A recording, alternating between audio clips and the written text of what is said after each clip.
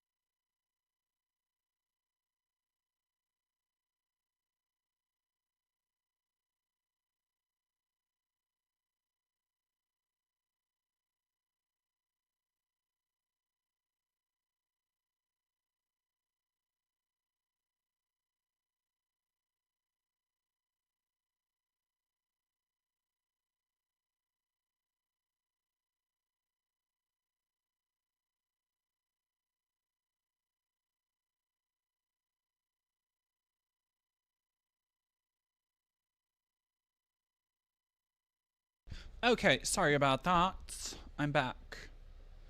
Yeah, the dog is borking. Yeah, no, she's... It's so hot out that she's starting to, like, get crazy from the heat, I think. Like, she gets inside. And she... I also... Sorry, I'm moving shit around on my desk. I haven't streamed in a minute. And so, like...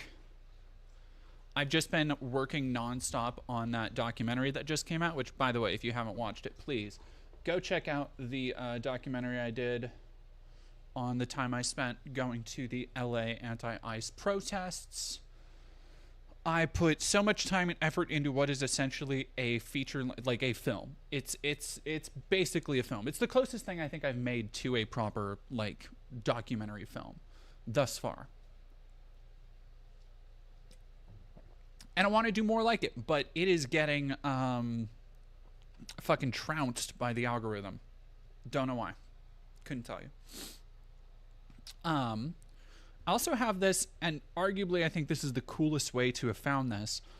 I have this Cyberpunk 2077 Xbox One controller on my desk. And that's just what I was futzing around with. Because... it's broke, like it's technically broken. It has a thing, like the joystick is missing, even though I can still click on it. I've meant to try and hook it up and see if it actually still works, because like, I don't know how or why it got banged up, but it was just left outside. But with the way that it looks, it's all fucked up, and so like the metal is more scuffed, and I think it actually looks cooler like this. Ah, Naomi Francis, I love those streams, and seeing you catch up with Hassan was so fun. I know. I would like to, again, I don't want to be like, hey, Hassan, come give me, like, attention. But I would love to get Hassan to, like, at least share the doc on the off chance that anybody from Hassan's community sees this. I would like, if Hassan could share the doc, that would be super cool.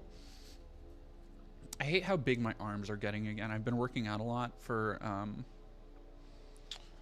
like, cosplay stuff.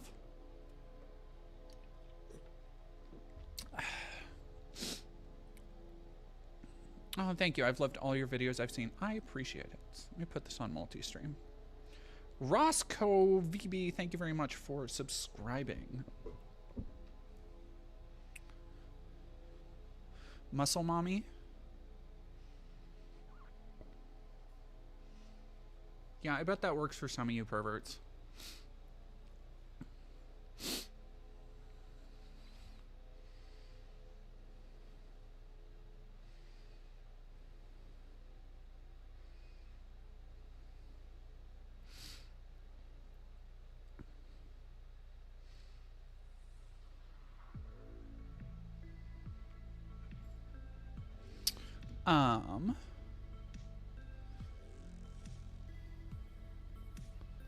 Yeah, and Anton Preacher, I'll post on the next stream. I appreciate it. Has the Black Cat cosplay dropped yet? No. So I need to It might be Windows 96, actually. I don't know what is on my, because I can't hear it right now. I don't think I have pit hair. No, I just shaved. What was I saying?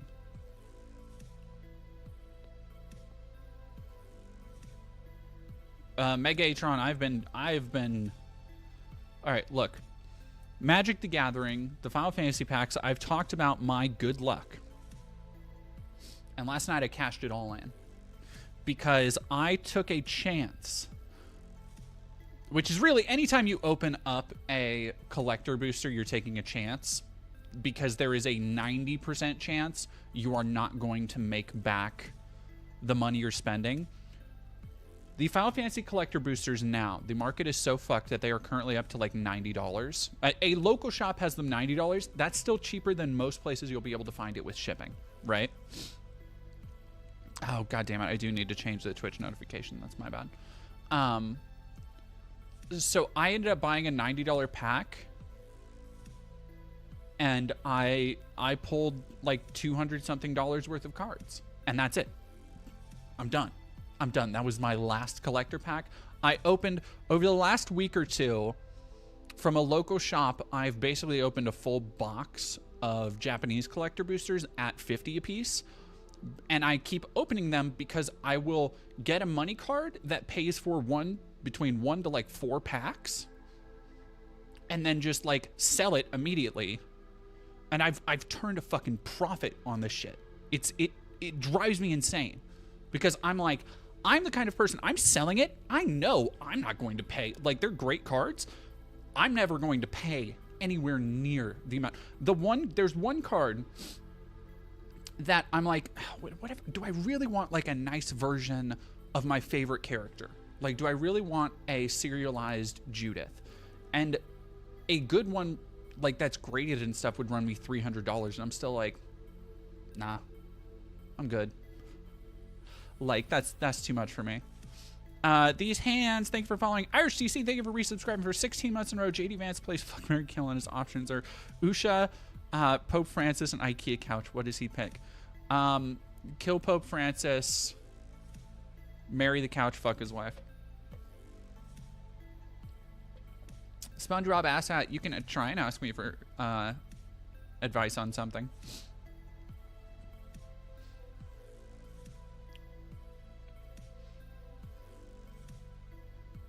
Got stuff we wanted, money be damned. That's the way to do it. Lulu.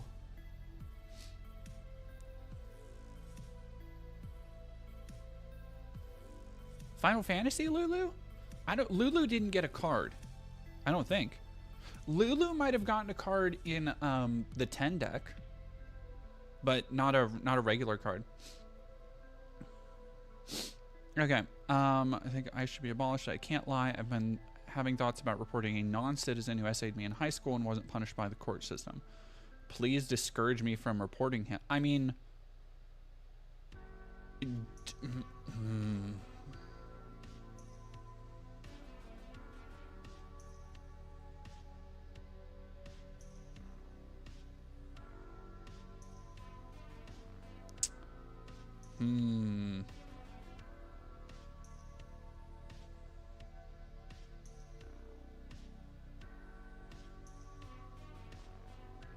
Huh. That is, he works as a TA with college kids now. I mean, okay, here's the thing then, like, I don't think ICE has any need to be involved in that. That is something that regular checks and balances should take care of. Like, you need to go to whoever works with him, whoever hired him, and let them know that if there is somebody who poses a threat to other kids, they need to know. M. Rouge, thank you for $4.99. Sharing a win. My group, Free Palestine KC, raised over $600. Hell yeah, for Gazan families at Kansas City's People's Pride. Let's fucking go.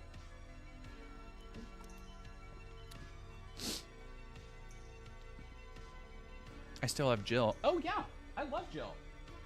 Yeah, Jill is still back there. I think I moved Jill around a little bit for like just because I reorganize every now and again. But if there would be a Duke Nukem game in the future, what would the gameplay be like? I think, okay, here's what a Duke Nukem in the future game should be. Is it needs to, instead of taking the gameplay of Doom 2016 in the direction that Eternal went, they need to continue on with the more sandboxy, like treasure hunting, secrets in the levels, that they need to go more into like intensely designed levels while still having that same kind of gameplay. So like if you imagine two timelines of Doom 2016 where one was more like 2016 just expanded and one is Doom Eternal where they kind of make it this other thing and add platforming and all this stuff, which I still love. Great game. But I think a modern Duke Nukem would be more that, if that makes sense. KC seems pretty dope.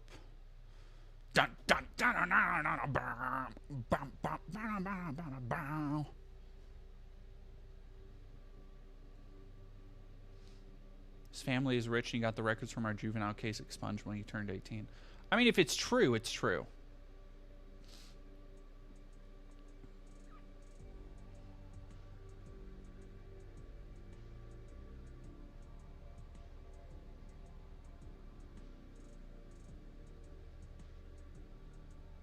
And they need good writing. Yeah, like I think that's the other problem, is that I would be more worried about a Duke Nukem game. Like, I was not in a, I was barely in it. I was 17 when I got to play Duke Nukem Forever. And so like by the M rating standards, I was an adult, but I was not an actual adult. And I certainly did not have like the cultural knowledge for all of the references, dated though they were. There are so many things that I look back on with Duke Nukem Forever and I'm like, man, do not put these people in charge of a new Duke game, because it's just you look at the lol so random like style of internet and meme humor at the time, and I'm like, oh god, if that same team, if they built a Duke Nukem game for the modern world with the same mindset they made Forever in, it would just be full of like fucking skibbity toilet references, but in the most lazy way possible, you know? It'd be like Duke shooting a toilet and being like, that's one skibbity toilet. Like in some, like just dumb shit like that. And that's not how to actually effectively, I think, wield that kind of satirical character.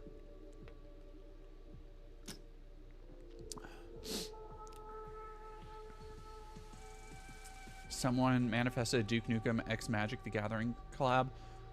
I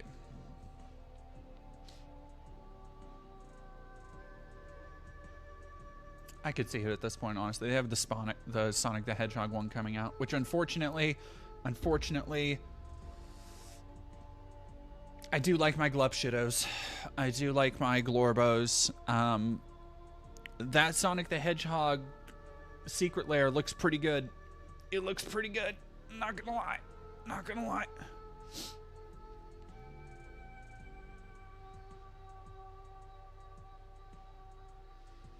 Hello there. We had Shrek is Love, Shrek is Life. Okay, well, Skibbity Toilet and Shrek is Love, Shrek is Life are two very separate things. Of course, SpongeBob. Klepshido supremacy. No, because here's the thing. Like, they're going... Magic is going way too hard in the paint with all these crossovers and shit.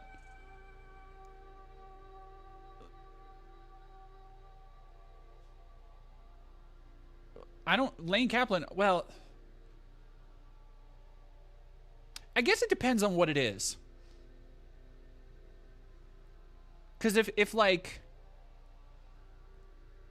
I don't know. I really want that Eggman, and I really want that Shadow the Hedgehog.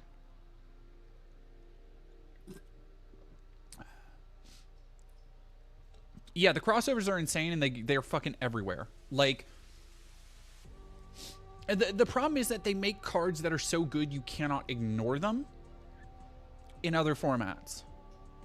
The pure amount of vehicle and turret sections. It's because vehicle and turret sections were easy to pad game length with. You put, like, here, we're gonna slow you down and just drip feed you enemies for 10 minutes at a time. Gonna be real, I'm tempted to start buying and slinging collector boxes. So here's the thing, is that I truly, and I've talked to other people about this, if I have the money to invest, I will probably buy 2 Avatar collector boxes if they stay at the MSRP, and then flip them a week or 2 later when they blow up, because, like, I really have no, like, I like Avatar, I don't have a super big connection to that. Yeah. Do not spend money on collector boxes, honestly. You say that, but then I wish I would have. I wish I did. I wish I spent like $1,200 on 2 collector boxers and literally flipped them for double that now. Because I could. Blue Avatar or bald Avatar? Nickelodeon Avatar. How do I feel about Edge of Eternities? From what I've seen, not great. If I'm being entirely honest, I think Edge of Eternity, so if you listen to the podcast I do with Bugs Matrix, Podatog, the Magic the Gathering podcast, Johnny Viral can post links to it. It's on Spotify, YouTube, Apple, wherever you get your podcasts. I've been really hesitant to pass too much judgment on Edge of Eternities because I think there is so much... There's a lot of shit in, especially early Magic, that already feels very kind of sci-fi and spacey, especially when you go back to like Urza's Saga and the Planeswalking stuff and like Odyssey. Like there's a lot of stuff, the Vidalkins and all that shit are very... Arc Oslo, am I okay with compliments? Yeah. There's a lot of stuff that is very... like kind of out there. Reminds me, I wish it was more like Frank Franzetta style, like almost swords and sorcery kind of sci-fi, very pulpy, very like John Carter of Mars type stuff, and I would love that.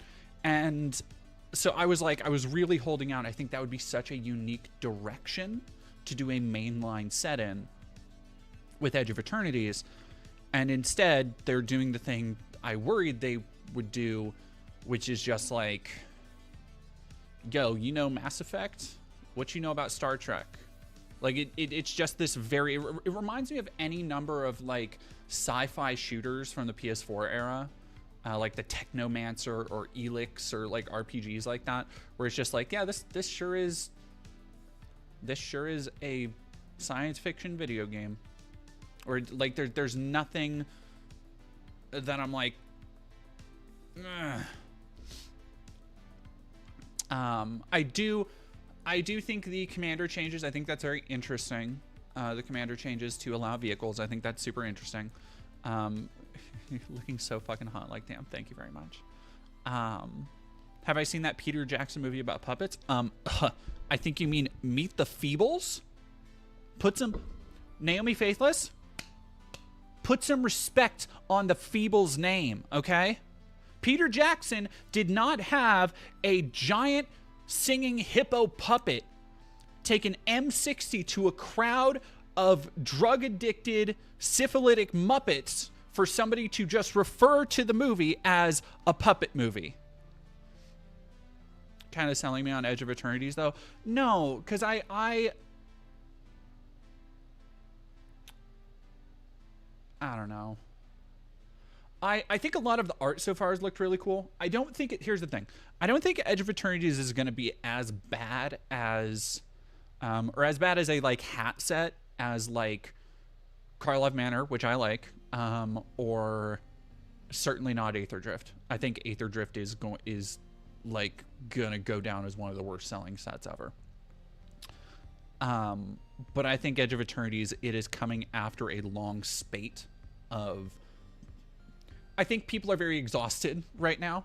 I think Tarkir was a really good set that is like some magic-ass magic in 3 colors. I think Final Fantasy is a really good set that feels like Magic. Even if it is like, aesthetically it's a little bit more anime, it's still, the mechanics work really well in it. I think Spider-Man is going to have a real uphill battle managing to stick the landing on that. And then I think like going so far into sci-fi in that just really, real fucking sci-fi way. Ugh, I don't know. Yeah, Aether Drift concept is not like it's not that Aether Drift was like a bad set in an abstracted sense, in a limited environment. It was fine, but Aether Drift really lost a lot of people on the aesthetic. And I think that's like, I think people are under, like, you can say in abstract Spider-Man or Marvel are really big things, and that's true. But there is an aesthetic consideration there that they are not doing. And because Wizards didn't hire me, well, not that they would, but they doesn't look like for Spider-Man they're going with my idea, which was, hey, what if Spider-Verse, but instead of like multiverse shit and Marvel, it's multiverse shit in Magic, an IP that comes equipped with its own multiverse. And they could do that, but they won't. Because, yeah, what are you gonna do?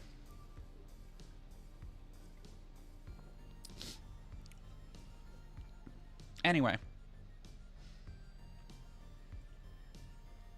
Oh, yeah, that, see, if you're not in a, that's, honestly, Johnny Viral, that's kind of why I don't go to new game nights, is that, like, if I get stuck with somebody who I haven't played with before and I don't really know their vibe, and, like, it's so hard to, like, vibe.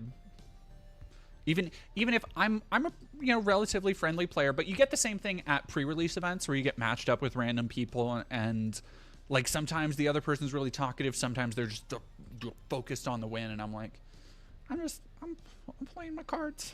Hello.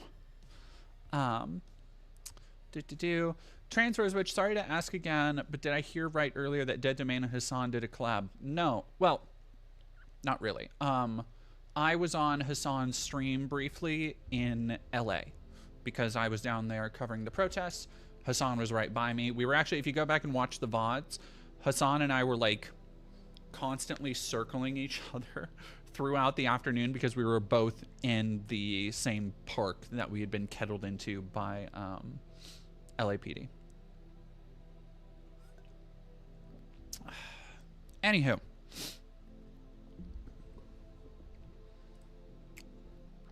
Now that that's out of the way, chat, I want to go, and first off, chat, if you didn't know, it's the end of the month, which I'm gonna keep it 100 with you. Taking multiple weeks to do a feature-length documentary in the middle of the month didn't pay off like I would like it to. That being said, today is the last month of my like pay period. So if you would like to help me out a little bit, help me recoup some of the shit I'm inevitably going to lose on the LA protest documentary, please consider giving a couple bucks at the links down below. Consider giving a couple bucks on YouTube or Twitch. I definitely appreciate it. It definitely helps the bottom line for my month. You know, I had a pretty okay month last month, and I want to keep having okay to better than okay months, because that's the shit that allows me to pay off debt in large chunks. That's the shit that is going to get me out of this apartment that's falling apart around me.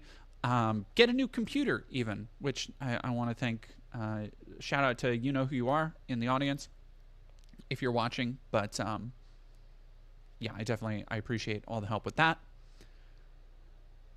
Storm over Crin, thank you very much. Hey, thank you for resubscribing. Devil Fox, thank you for 3 whole minutes of being subscribed. And Johnny Viral, thank you for dropping the link to the Ko-Fi. So I just wanted to throw that.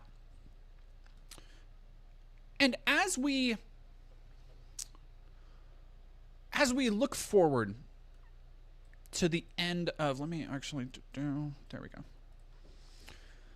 As we get to the end of Pride Month, which I'm gonna keep it another, I will never lie to you.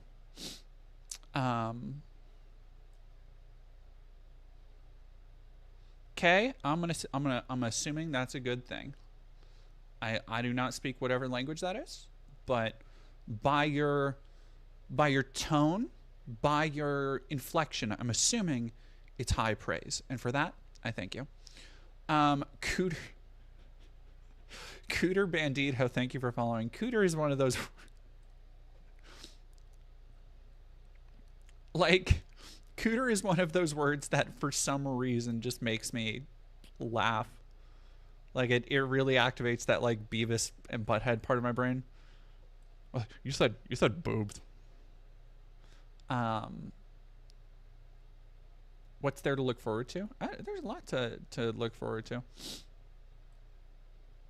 Yes, Tangled Virus. Hi, watched your new video. It was pretty good. Also, fuck, that was a dire situation all around. I'm not joking. I debated whether to put it in the video, the section where I'm like, I thought I was about to be kettled and beaten and arrested.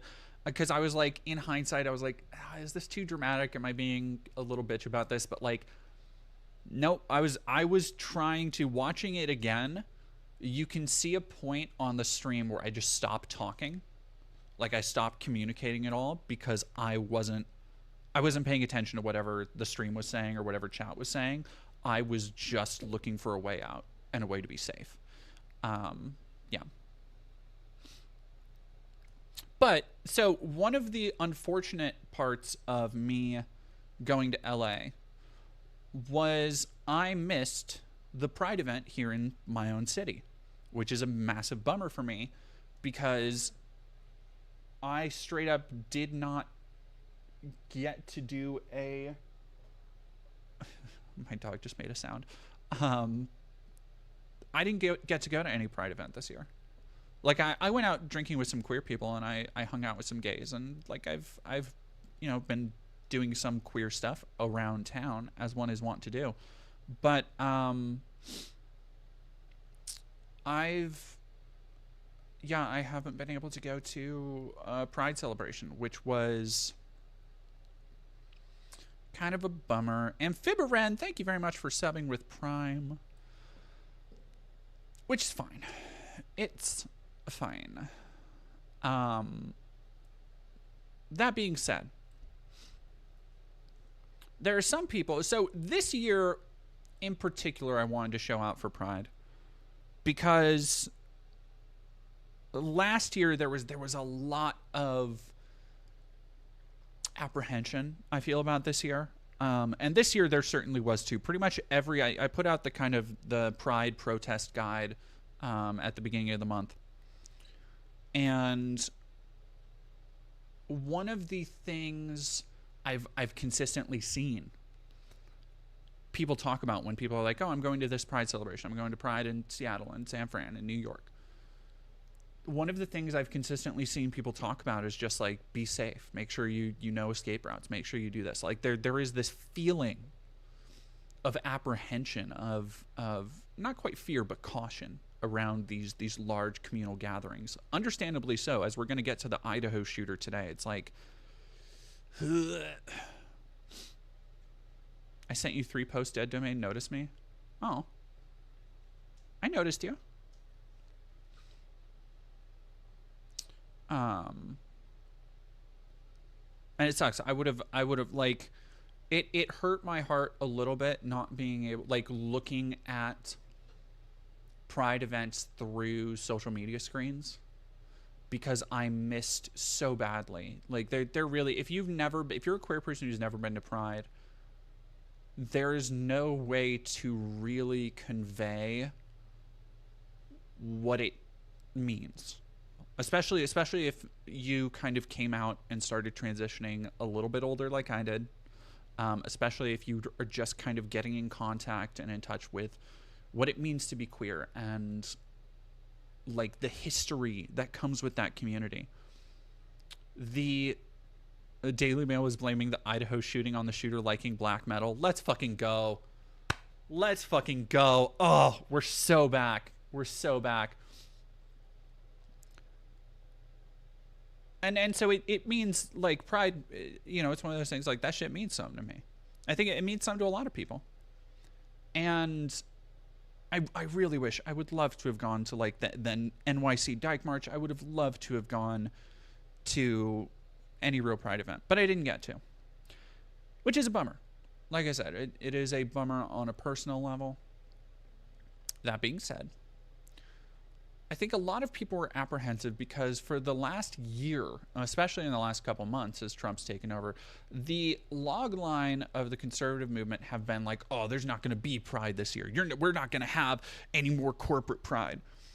And the overall success of pride this year, whether it's the fact that people were kept safe, whether it was the fact that communities were working together, whether it's the fact that pride still happened regardless of fucking Walmart or Target or whoever the fuck having end caps and rolling back their regular product offerings and not doing as much. It's like, we're still here. Pride's still here. You know what's probably not going to still be here, though? Hetero Awesome Fest. Yeah, that's...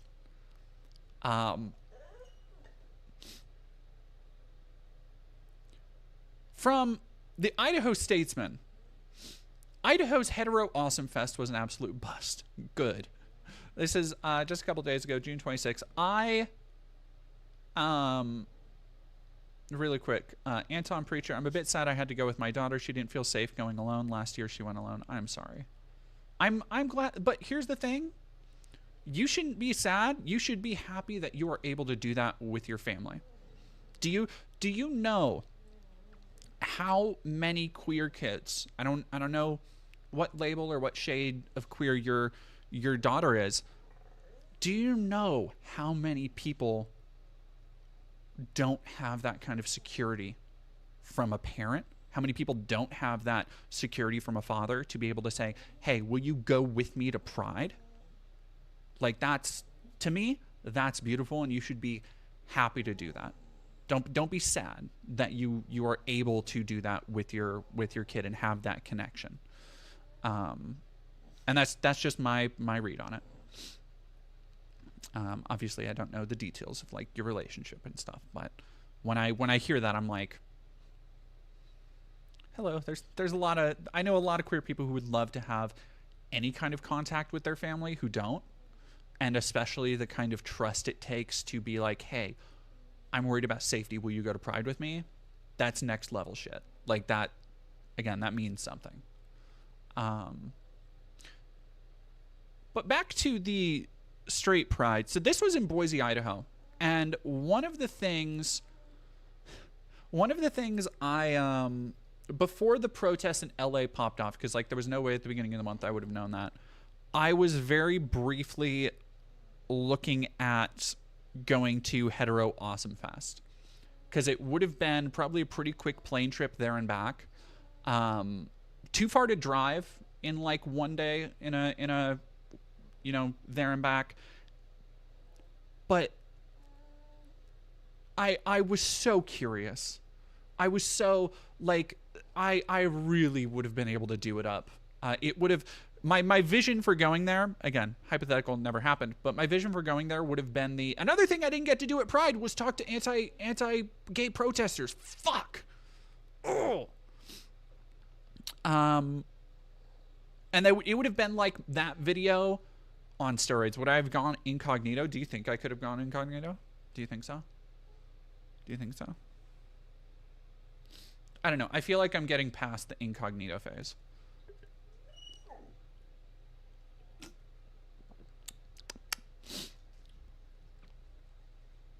Hello, baby.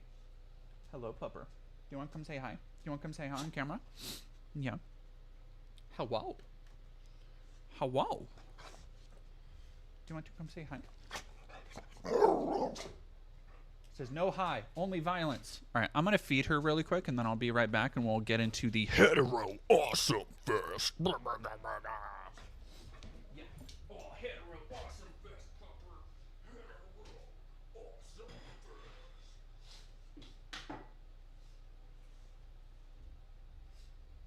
I love how like stupid and masculine it sounds.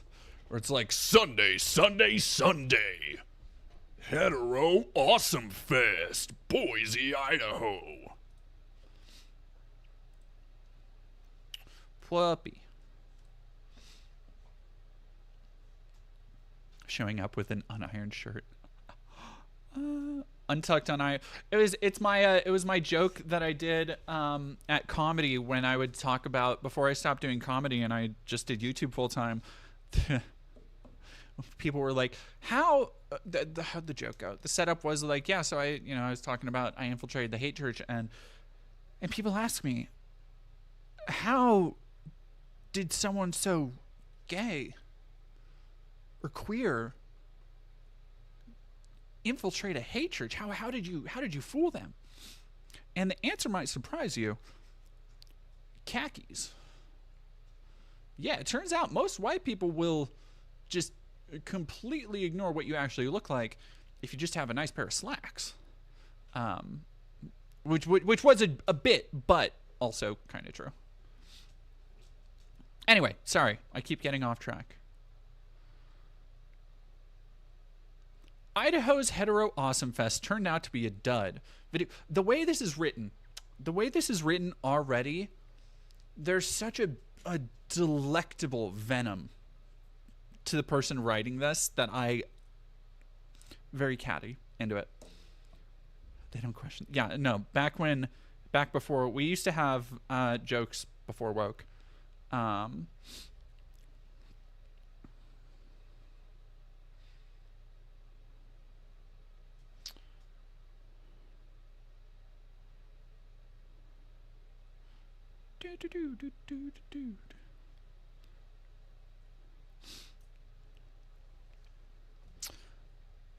There were more people at President Trump's lame military parade last week.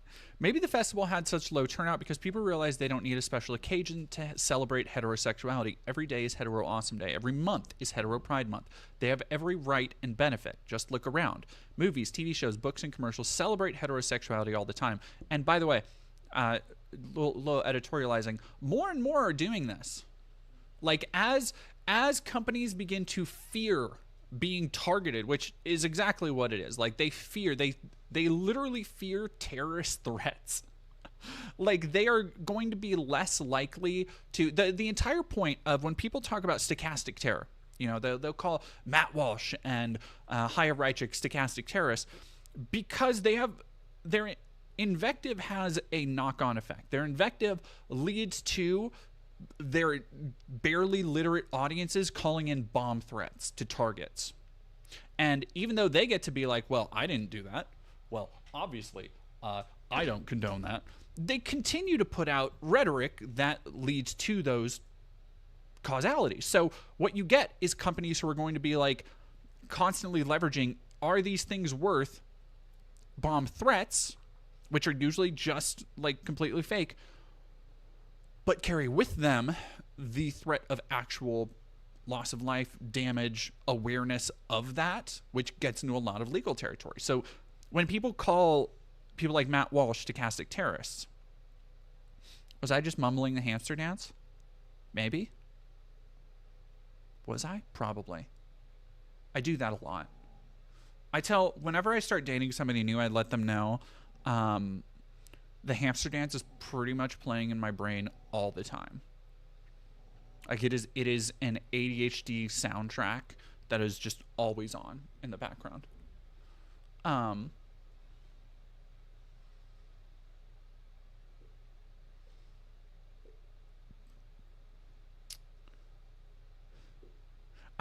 gonna be real. I did not realize if I was humming it, I didn't realize I was. I'm gonna be so real. I was okay. If you say so.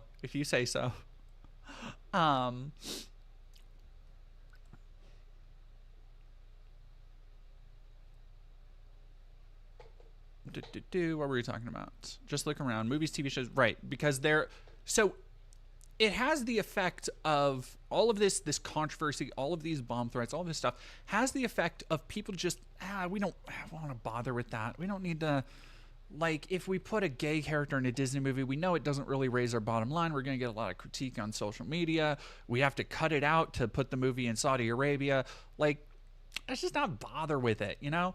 Which is kind of what you're seeing more. So you're seeing less of the, like, normalized images of queer people in media. And what I unfortunately think is going to happen is the more people fear this shit without any actual pushback, you're going to start seeing more negative tropes again of queer people, where, you know, you go back to the 90s, you go back to the 80s, where a lot of the only queer representation were through villains. I had somebody, I don't know, I assume they were younger, they might be in the chat, but somebody who was like, yeah, I noticed a lot of, like, I think it's kind of problematic how, like, so many queer villains, or how many villains are queer coded. And I'm like, you sweet summer child, that's all we had growing up. Like, do you want to know why so many gay people love arch aesthetics, like, are super into, like, the idea of villainy and stuff in a very camp way? It's because, girl, the people, like, we had Ursula and Jafar and Scar, like, come on.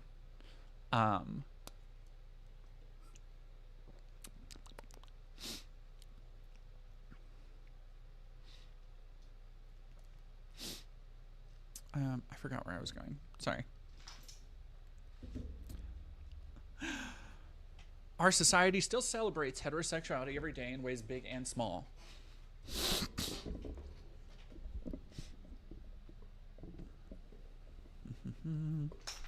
Is that a pina colada Celsius? It sure is. It is the Playa vibe. La Playa awaits. Scar, I'm surrounded by bottoms. I don't do a good Jeremy Irons, I'm sorry.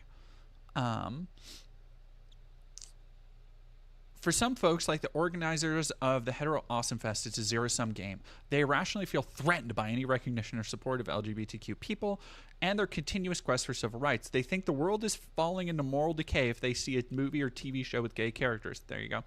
They want to defund public television over gay cartoons and shut down library districts that have books with gay characters.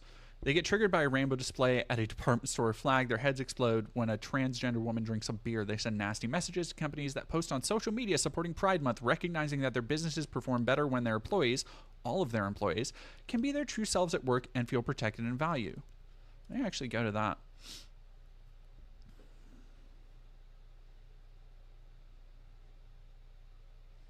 Oh, right. ESG investing. Let's fucking go. Idaho Statesman. Let's go, Idaho Statesman. Bringing up why ESG is such a big deal in the first place. Larger national movement. In the past couple of years, the anti-LGBTQ plus crowd has crawled out from the darkness, feeling as if they've been given permission once again to spew anti-LGBTQ rhetoric. I wonder if they're going to actually bring up, like, probably two of the biggest voices of this, who are Libs of TikTok and Matt Walsh. Like, don't get me wrong.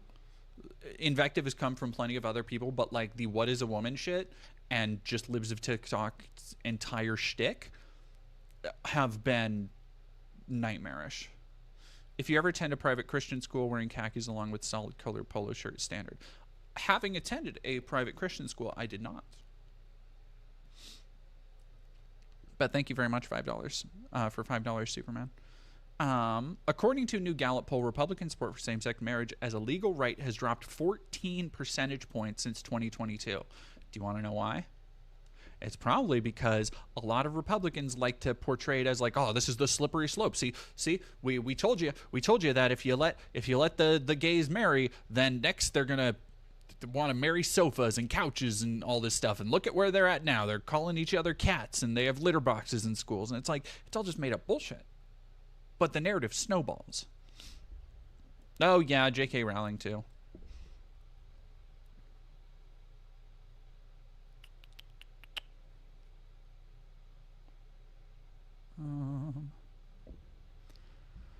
well below national average of 68%, well below the percentage of Democrats and independent voters. At the same time, the percentage of Republicans who say same-sex relationships are morally acceptable has fallen from 56% to 38%. Jesus Christ. Ooh. Ooh. Military Humvee revisions flipped my ribs. Wondered where you disappeared to. Nowhere. I've been working really fucking hard on like one of the reasons, if it seems like I'm taking the video kind of flopping, if it seems like I'm taking that hard, I am, because I put a lot of work. I put like 2 weeks of work into it. Exclusive interviews. Like I put my whole ass into that video, and for it to get like I don't even know if it's up to 25K. Has really stung. So I've just been kind of taking some time, because this next month I have a lot of projects lined up. Some of which I think will hopefully do good. I don't know. We'll see.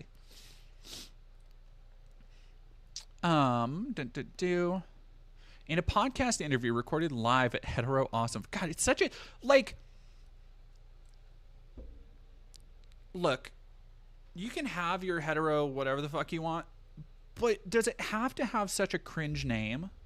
Like Hetero Awesome, like Hetero Awesome Fest? What?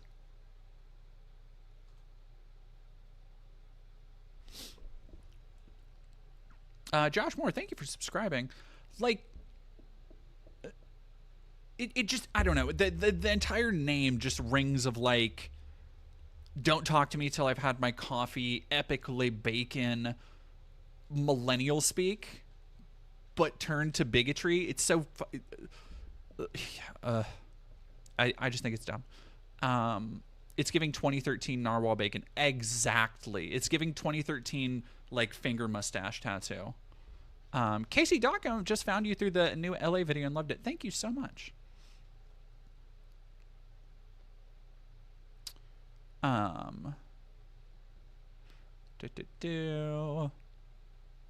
Old State Saloon owner Mark Fitzpatrick said his business draws like-minded people.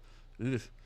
To show what kind of like-minded people come together, podcast host Dave Riley, in describing what a great city Boise is — he lives in North Idaho, by the way, so not Boise — said there are still very good bars, good food. There's the Basque District.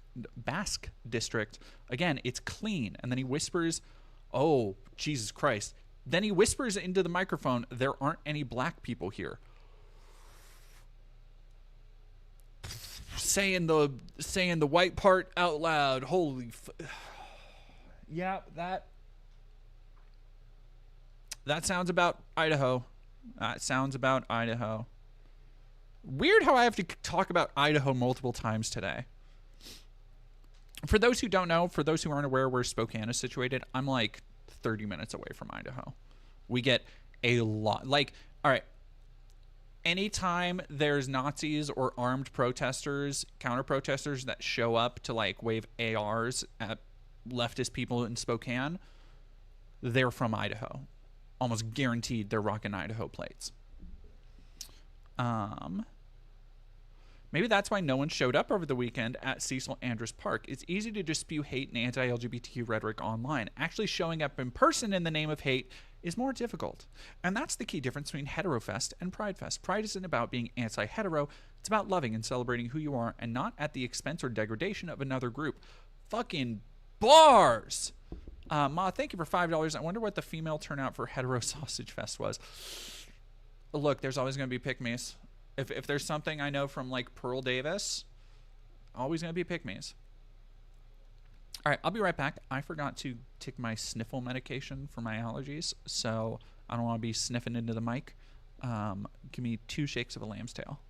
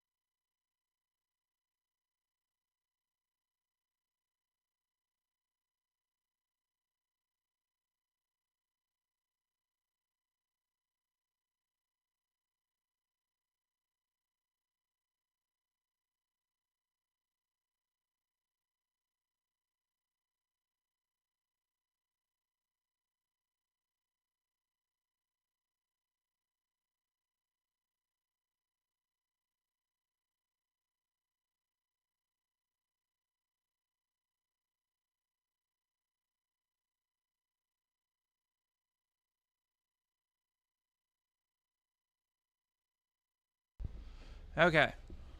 Exports more potatoes than Idaho.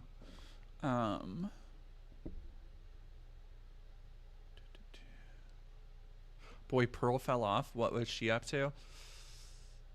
Pearl makes me sad, actually. Like, anytime I've heard about Pearl Davis, like, I considered doing kind of a deep dive into her. Oh, fuck. I was going to put together a deep dive on the Liver King. Fuck. I forgot. Okay. Next time. This is my... Somebody play that Iron Man meme of Terrence Howard going next time, baby.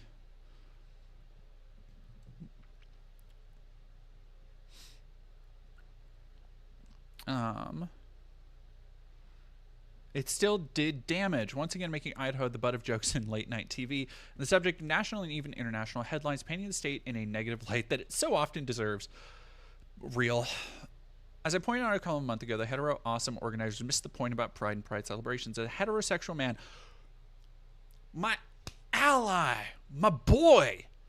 As a heterosexual man, I've never been called a slur when kissing my wife in public or holding her hand while walking down the street. I've never been afraid to put a photo of my family on my desk at work. Never had to conceal the identity of my spouse during a job interview for fear of being discriminated against. I've never been beaten up or killed because of my sexuality. But gay and trans people still face this discrimination today.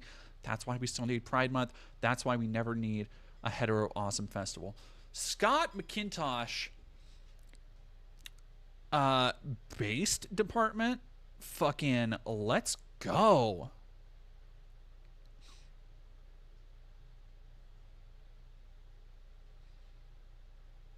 A deep dive into VTubers. Saw your tweet with the hammers. I know you got the haterade. You're right. You're like my disdain for VTubers runs deep. It's a okay.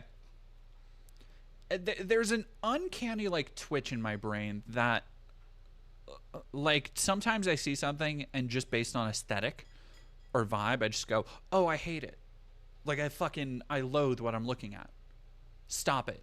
You're being annoying. Do you remember like 4 or 5 years ago, I think, there was this trend of people playing with frame rates in videos to make it look like they were over animated, like they were cartoon characters. But to do that, all of their fucking movements had to be like, what? Like they were just doing these incredibly exaggerated movements and then smoothing them out, which created an interesting effect. But like, the look of the people drove me fucking insane.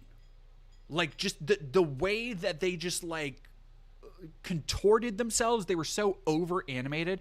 I saw somebody doing the same thing in a VTuber rig. Like they had superimposed footage of them in their like space that they had like a full VTubing setup where it did like full body rigging. And they just moved, and like I'm gonna go full screen to show how they moved.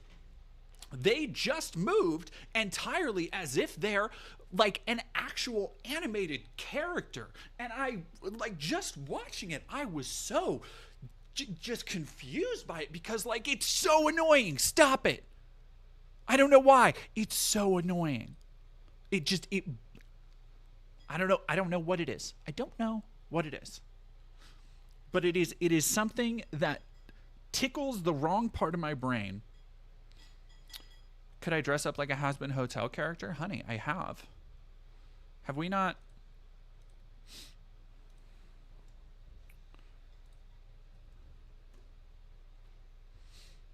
Scout TF2 Fox furry? Yeah. That's probably the one.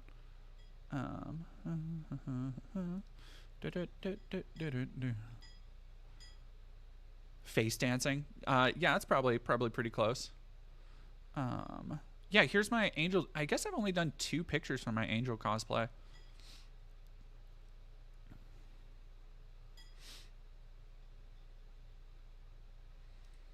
There's that one, and then from the one with fat nuggets. And then this is from a little Garden of Eden cosplay I did. If y'all haven't seen this one's been blown up on socials.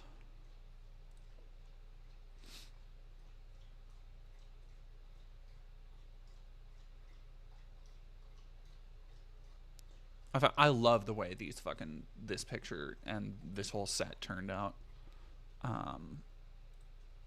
Anyway. No, it's like, here's the thing. The whole bit with like there's definitely a hand in hand with the Nazis and the pedophiles in the VTuber community. Oh, I'm sorry. They don't like being called pedophiles. The lolicons in the VTuber community. The video that I posted today on Twitter, where it's one annoying ass over animated white girl VTuber talking about another, going like, "Oh my god, she's ulting." When this VTube rig of a child shows off, like, has a secondary model that's way more scantily clad. And I fucking, like, it filled me with a rage.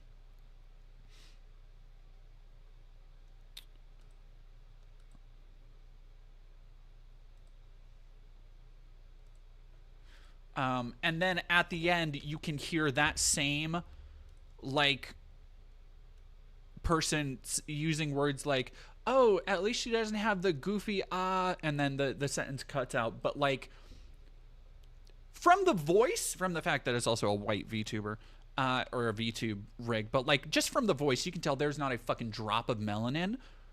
You are way too comfortable on the internet to be saying goofy out loud like that,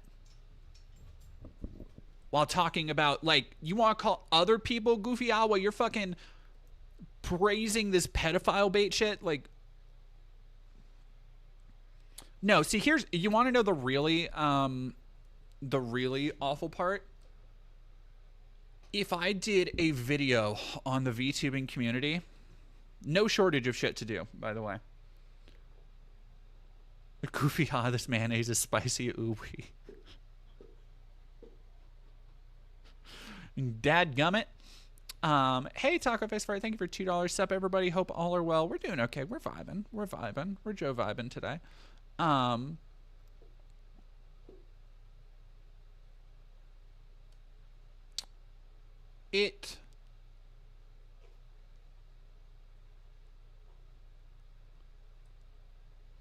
Oh, yeah, she's friends with KKK Kirsch. Not surprising.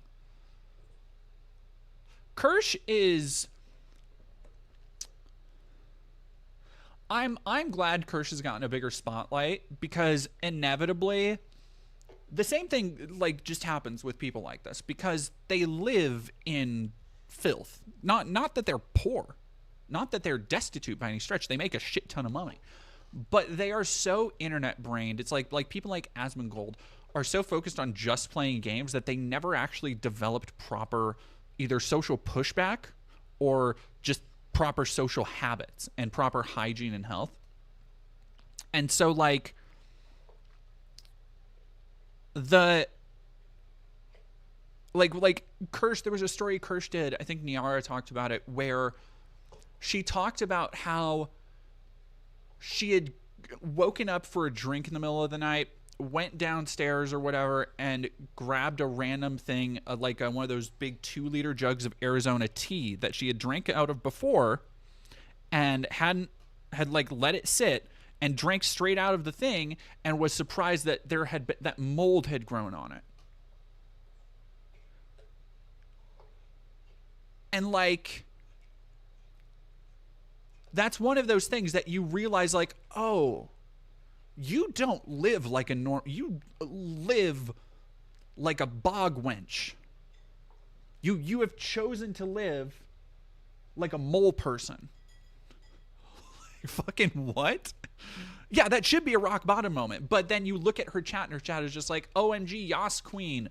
We love our mold lady. And, like, I'm just like, like there's a check off list of stuff that I'm like, okay, that's not socially, like look, as somebody who drinks orange juice out of a bottle, not pouring for one of those big ass 2 liters, like, that's too much. You're doing too much. You're doing too much. Yeah, no, that is some ass mold shit. Jermaine Tyler, thank you very much for following.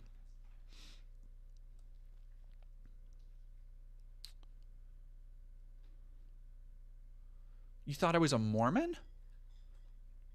Nor? The shooter is dead. It seems like shooter got offed by himself. That's what it seems like a lot. So yeah, Idaho found itself in even more news because we can't just have a... This was a very strange story to hear about because, and I think everybody kind of had the same reaction to it. Like, a lot of people were like, there's a mass shooter who's like, it feels like not even like cinematic. It feels too weird for reality. Like, it is like, so yeah, what happened is let's go in this. The person targeted firefighters, set a fire in Idaho, targeted a group of firefighters, and ended up killing 2 of them. Was on some Rambo shit, so it was like really hard to find in the woods, which is like, unfortunately, if you're firing at people from the woods, like, yeah, woods, Idaho is mostly woods. Like, it's fucking hard to track people down.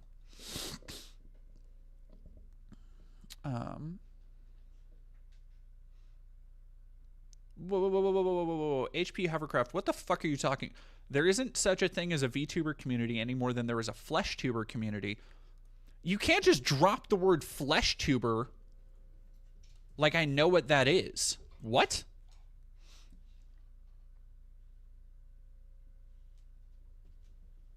Unless, are you... When you say FleshTuber, do you just mean people?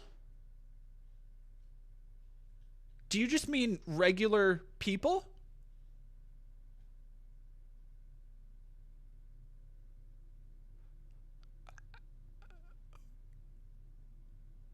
Because flesh tubes,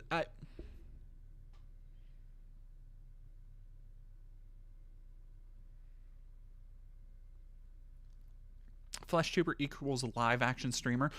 No, that's just a human. That's just a person.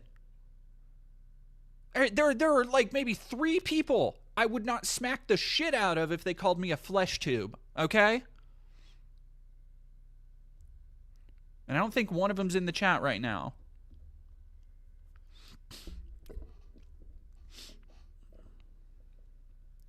Hello, fellow flesh beings. Man shot Idaho firefighters who asked him to move his vehicle, killing 2. A man who started a wildfire and then fatally shot 2 firefighters and wounded another in northern Idaho was a 20-year-old transient who attacked the first responders after they asked him to move his vehicle. Kootenai County Sheriff Bob Norris offered new details. See, it's so weird when shit in my backyard makes national news because I'll go and hear other people try and pronounce Kootenai or Coeur d'Alene, and the same thing happened when fucking Rachel Dolezal like started making headlines and stuff. It's like, oh no, this is just now all my shit is in other people's business. Wes Rowley was living out of his vehicle, once aspired to be a firefighter, had only a handful of minor contacts with area police. Quote, we've not been able to find a manifesto. Norris said families of the victims are in shock. They're in shock and they're so, yeah, God, I can't even fucking... Look, firefighters are... Like I really... Negative. I am a meat popsicle. Sorry. I saw somebody say meat popsicle in the chat.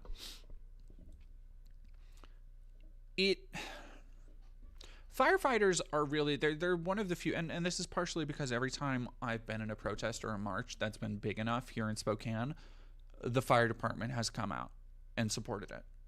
Doesn't matter if it's Pride, doesn't matter if it was, they had a whole group of firefighters out here for the BLM protests in 2020. Like, universally, firefighters I've known have been some of the most selfless, self-sacrificing people. You don't go into the... I think a lot of people, just because of how baby brained a lot of people are. I think a lot of people conflate firefighters and police, but while there are, yes, and people need to, I talk about this in my most recent video, people need to reckon with the idea that, like, yeah, some people naively, don't get me wrong, they're wrong to do this, but some people do go into the police genuinely wanting to do good and help the community. They bought into the propaganda, so to speak. But there's nobody who becomes a firefighter. Inversely, there's nobody who becomes a firefighter to, like, wield power over another person.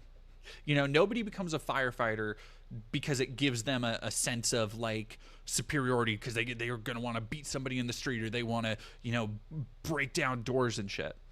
And especially given all the fucking strenuous training that not only you have to go through, but then keep up on, something that cops do not do.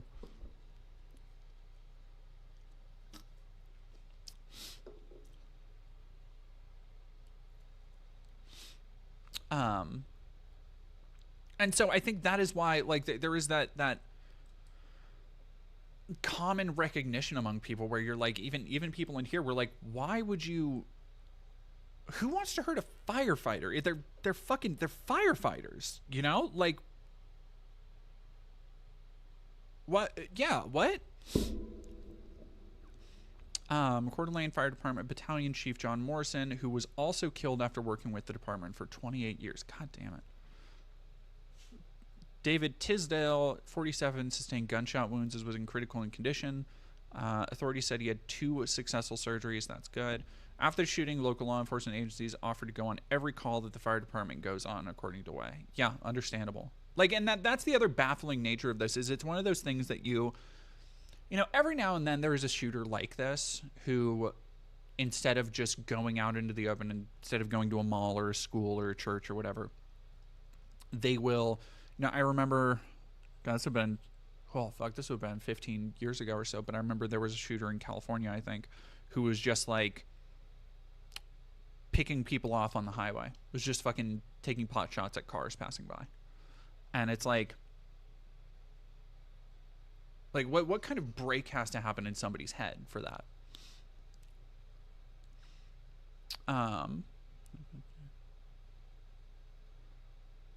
Set a fire using flint, and the fire... God, fucking caveman. Firefighters rushed to the scene, instead found themselves under fire. They took cover behind fire trucks. There's an interaction with the firefighters. It has something to do with his vehicle being parked where it was.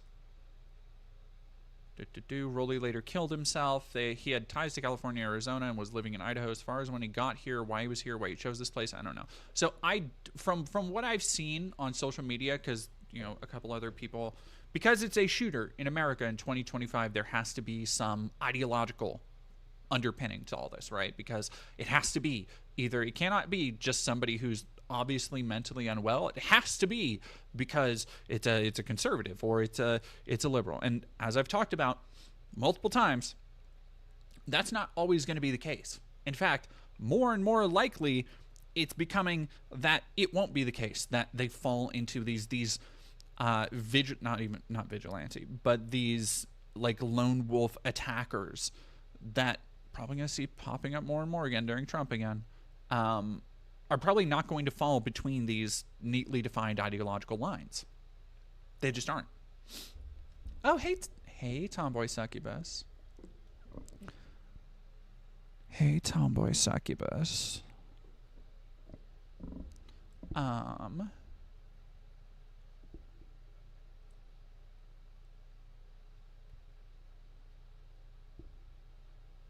What TV shows am I looking forward to?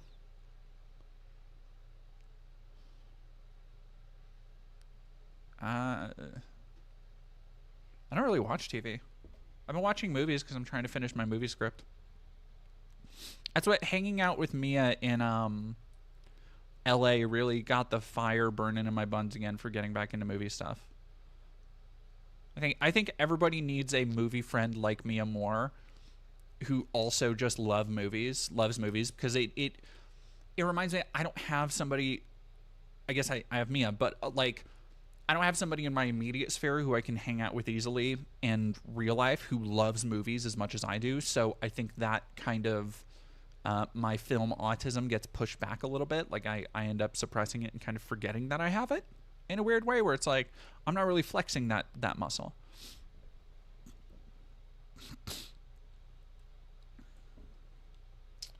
Yeah, I have no interest in. I watched the first season. I was an early adopter of the first season of Squid Games, and then watching that thing blow up has been so. Like, if I wasn't already pretty black pilled, that has been so like, what the fuck are we doing? Like it's been like Fallout in a lot of ways, where it's just like this is.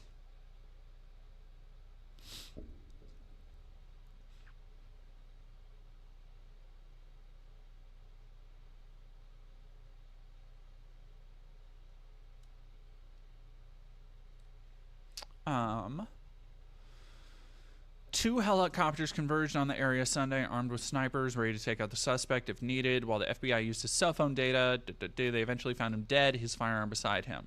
Rowley lived with TJ Franks Jr. for about 6 months in Sandpoint, Idaho. Oof, that's rough country there, too. No, I just never watched it. I just never wanted to.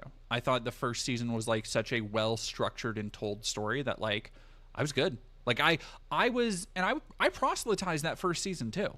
Like, I was, like, out here being, like, telling friends and family, like, yo, this Squid Game shit is for real. Like, you gotta check this out. It's good. It's just legitimately good thriller storytelling. And then just every consecutive thing about it, do not give a shit. I had the creator's original intended experience. I'm good with that.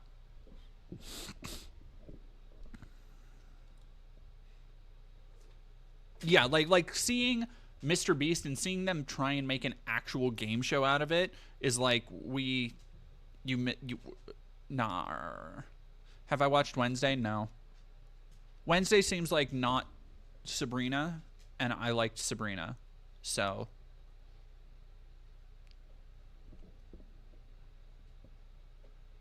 I would rather just rewatch Sabrina, honestly. I love Sabrina. 12 hours. Started acting a little weird, and at one point shaved his long hair off completely. We just kind of noticed him starting to decline or kind of go downhill. So one of the things people, again, because everything has to be political and everything has to fit a certain narrative, of course, the regular suspects are already trying to say that the shooter was trans, which is so fucking funny to me. Let me see if I have the right thing pulled up.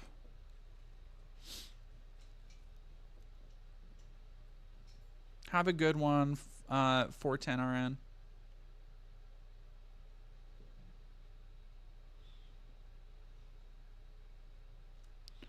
Let me see if I have this. Yeah, so people posted this photo, which was edited after finding, like, where the kid worked, which was his parents' something. And the reason the photo was edited to have this red blotch on it was to block out the remains of a phone number, right? But the way people have... It never... Yeah, no, cat turd, of course. It never ceases to amaze me how people will try and, on one hand, say, again, we can always tell. We always know. You can tell what somebody's assigned sex at birth is. You can just tell. And then they'll look at somebody who is very clearly just a boy with long hair and be like, trans. Except, like, I think they didn't know. They took the chest as... So, look. Unedited photo.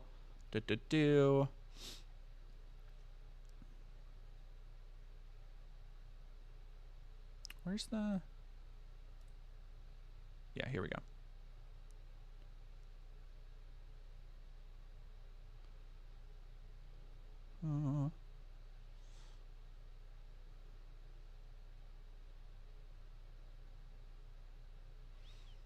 I haven't been able to verify this. I've seen multiple people post this. Parents of a guy who just shot and killed multiple responding firefighters.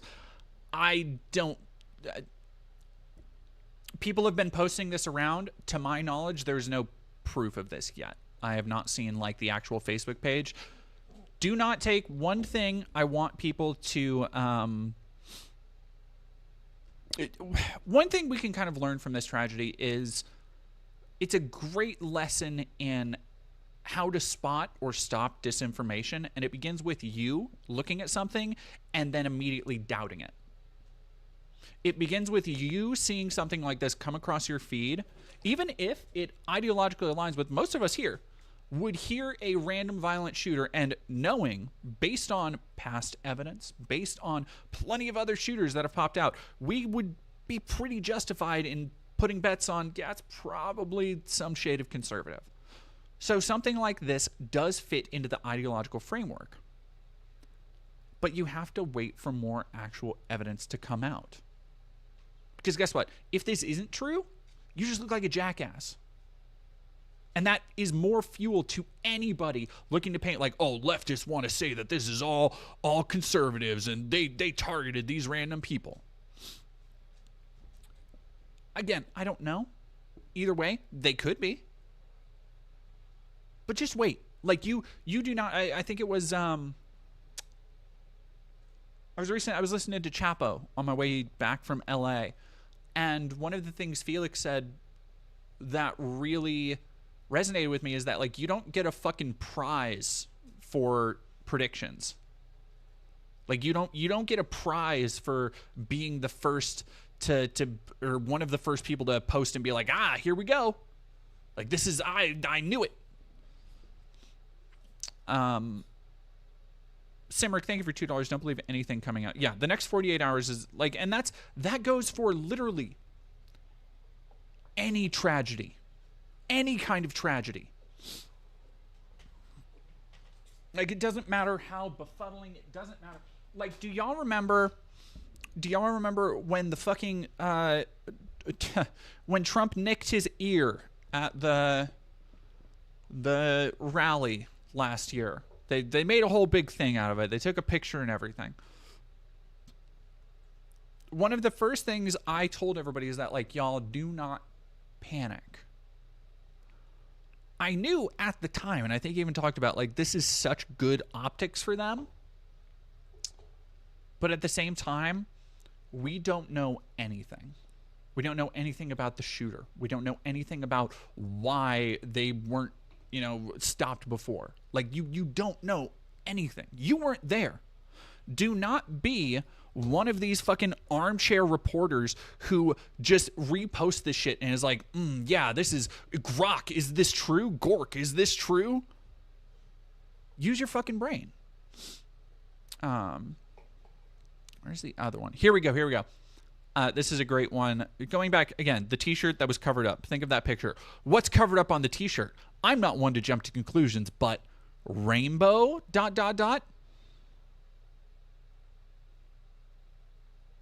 What? Newspeak crap. Arrest the parents. That's not how things work. Sounds like Antifa mindset to me. Here we go. You left out he was trans, bitch. Not convenient to add that part, huh? What part of this is trans? What, like sincerely, this is a picture of him obviously as a child. He was 20, so he was still pretty young. What part of this is a trans person? Like this is a regular ass haircut for teenagers to have. Has been for the last like 20 years. This? Like, do they think he was trans mask? Is that...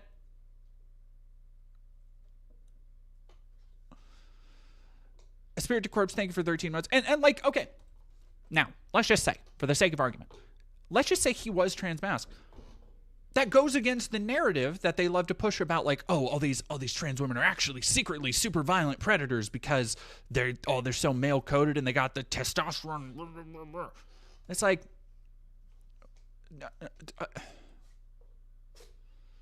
They clocked him, but they don't know what time it is. Here we go. Here we go. We got another. We need to ban transgenderism. They are too violent to others and themselves.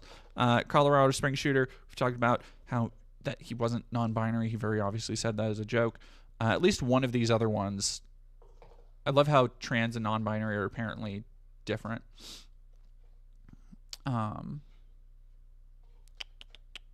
What is covered on his shirt? Let me see. What do we got? Dad's Tree Cutting Company. Where are the other replies?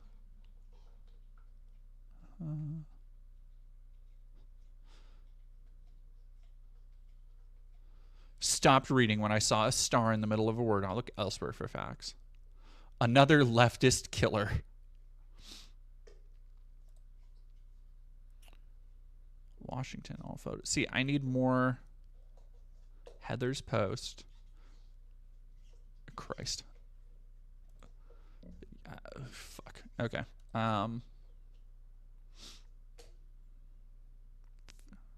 Simulation V 2024. Red Pill NPC. Rough. But I guess there's hope for you if you're just saying like, yeah, just another person falling through the cracks. After Ego Death, thank you very much for following.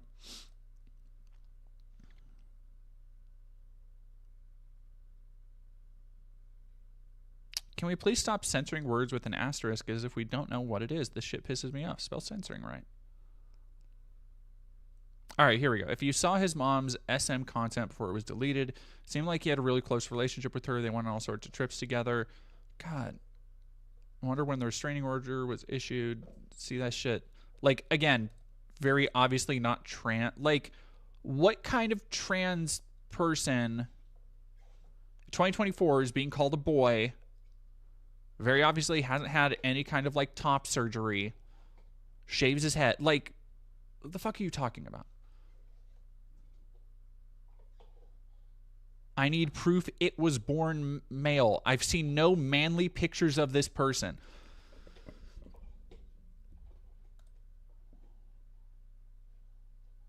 I love the like screenshotting. I've seen no manly pictures of this person. What are you looking at? Like what?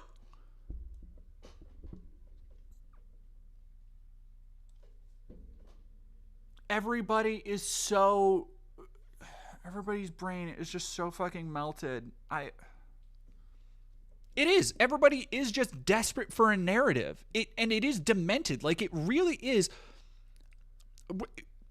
It is irrelevant, honestly. It is irrelevant whether or not his parents were MAGAs or whatever. No parent deserves or wants something like this to happen. Like, and the idea that, like, these people are just going online. They don't see people as real people. Because they're just calling this person an it immediately. It was born male. Christ.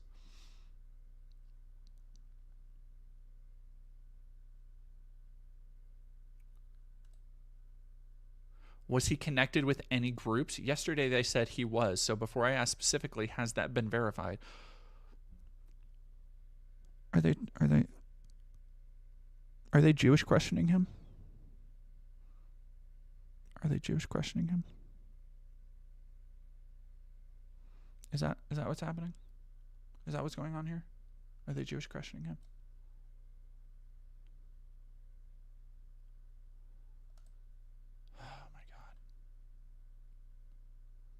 And they're just like, just looks female, reality, dot checked.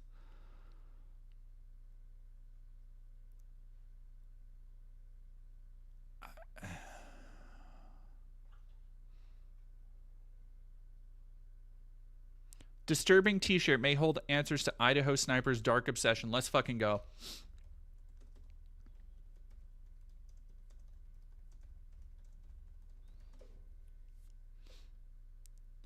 Six hours ago, Daily Mail.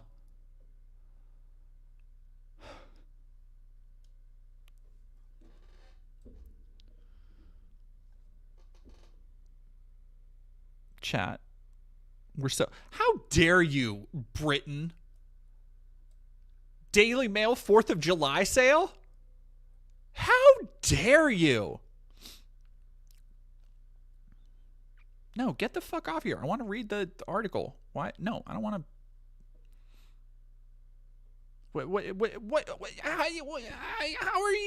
How are you having a 4th of July sale as a Briton? How, what, do you have a we got our ass kicked party too? What is that? Yeah, Britons posting L's. Like, fucking what? I don't, all right, what's the website to get around these paywalls? 12feet.io, Distros Project. You fucking got me. You got me.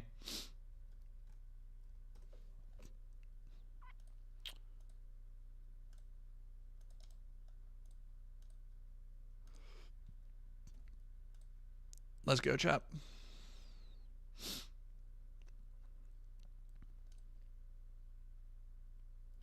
All right, the sniper who lured teams of firefighters to a bushfire in Idaho before ambushing them, killing 2, appears to have held a fascination with European neo-Nazis and heavy metal.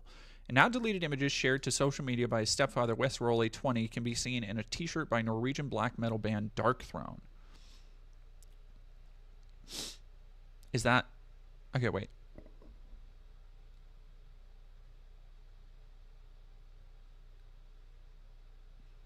Is that the only... No, there's got to be more to the article. Is it just not...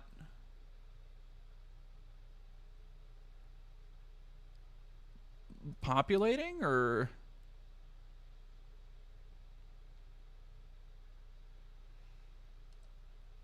Babyface Demon is very funny.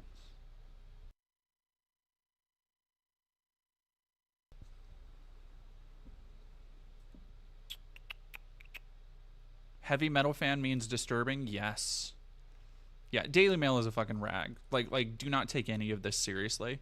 No, that's the article? That's it? Dog. Fucking... People take this seriously as journalism. Like, what the fuck are y'all doing? Real. They had an ad. Yeah, they covered this article with a paywall.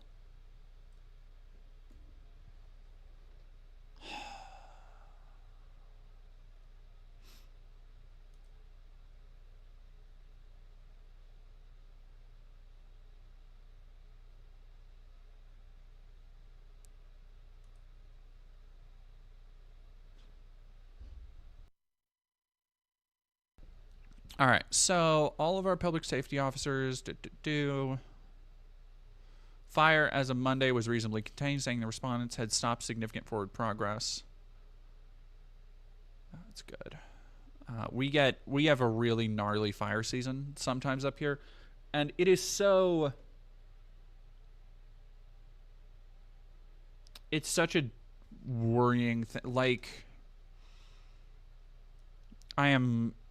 it truly sucks what happened to those firefighters, and they definitely didn't deserve it. But I am glad that everybody else were able to respond in such a manner as to save whatever else could have been put in danger, because holy shit, this could have been so much worse. And I'm willing to bet that's what he was aiming for. And I'm willing to bet that how I'm near Alaska. Theo Turgers, where do you think I am? Do you think... hold up now. Hold up. Do you think Idaho is near Alaska?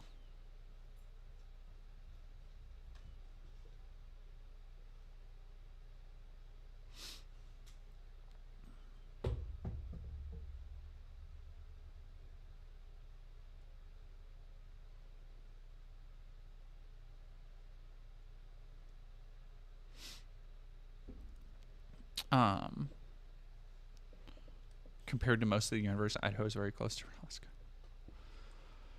I don't know, honestly, Sepson. So, like,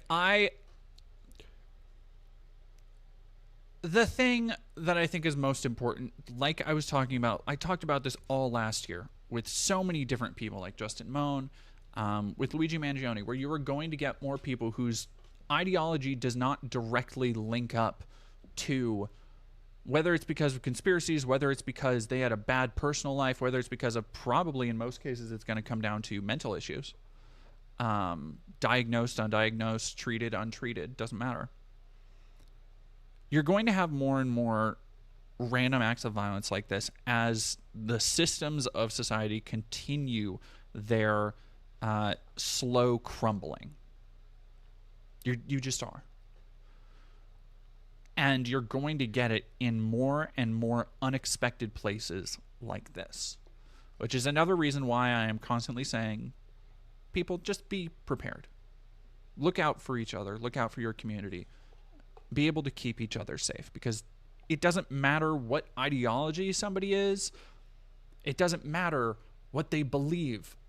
When somebody cracks, and in America, we have given so many tools to basically, like, we have been incubating brains just like this for decades now, and none with such force as the last, like, 10 years or so.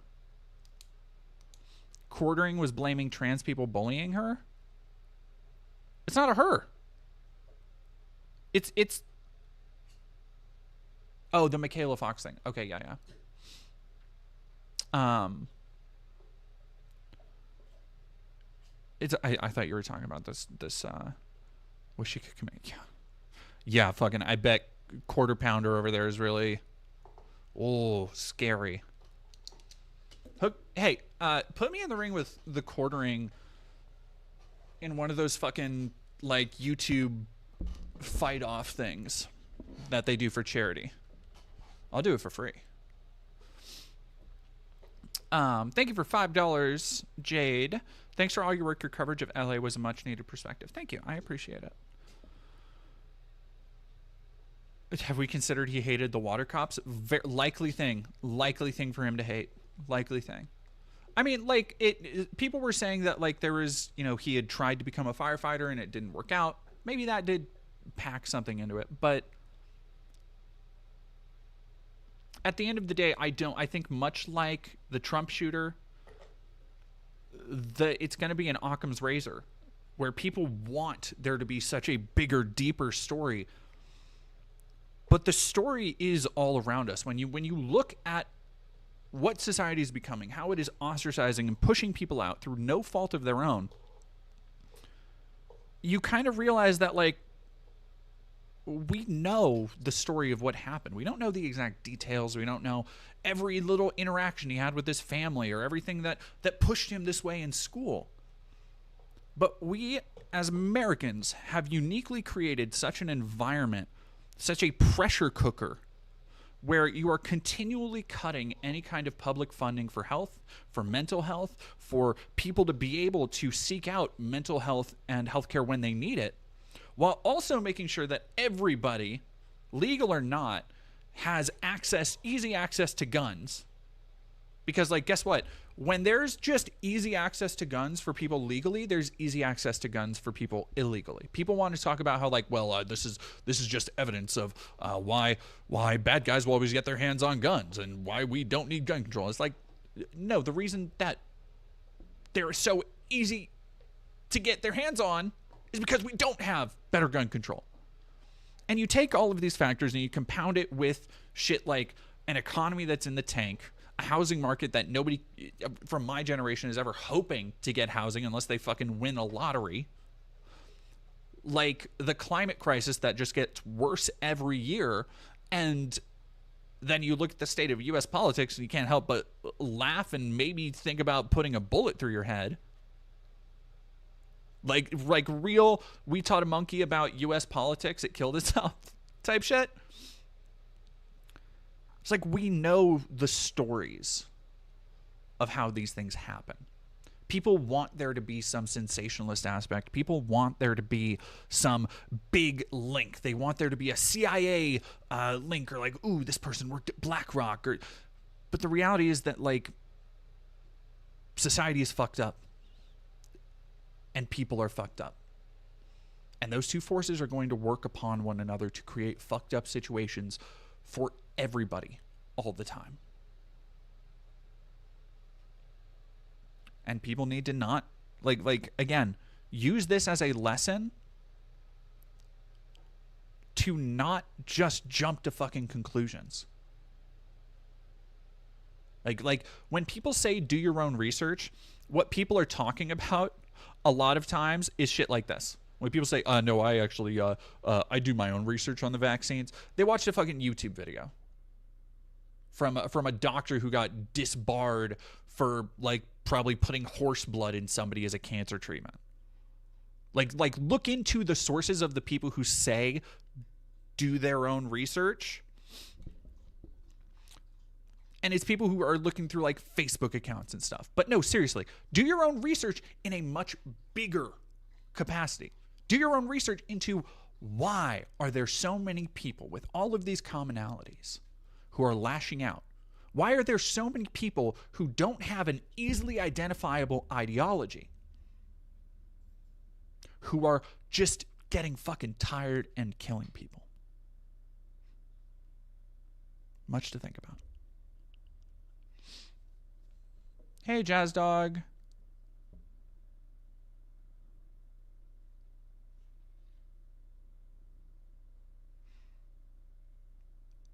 Do I still live with my... Theo, I haven't lived with my parents since I was 18. Oh, hey, Ryan. It's been wild seeing Melissa Luck combating Laura Loomer's misinfo on Twitter. Wild when local news people go into online combat with grifters. Yeah, I was talking about how it's been bananas, like, watching all of that happens. MLYP reading Luigi's nonsense. He's a radical centrist. Yeah. Like Luigi is... A lot of people want to use Luigi as, like, a proxy for radical political beliefs, but at the end of the day, when you read, like, Luigi's letters and stuff, he doesn't seem to... Not saying he's stupid or anything, because I definitely don't think that, but he doesn't seem to have a firm grasp on, like, his own actual beliefs. Like, it doesn't seem based in a, like, firm conviction so much as, like, an education without application, if that makes sense. Outside of how he's been affected by the system. Like, I see a real lack of introspection on how other people have been treated by the system. And that might just be because, you know, he comes from a more bougie background. Yeah, Oni Spumoni, that's extremely American. Yeah, exactly. Like it is an extremely American mindset to be affected by something that everybody is being affected by and internalize it as, like, this is personally about me. It is about, like, and I took that personally. Shout out to his one line in his letter being like, shout out. I did love that. Shout out to Latinas from Mangione. Let's go.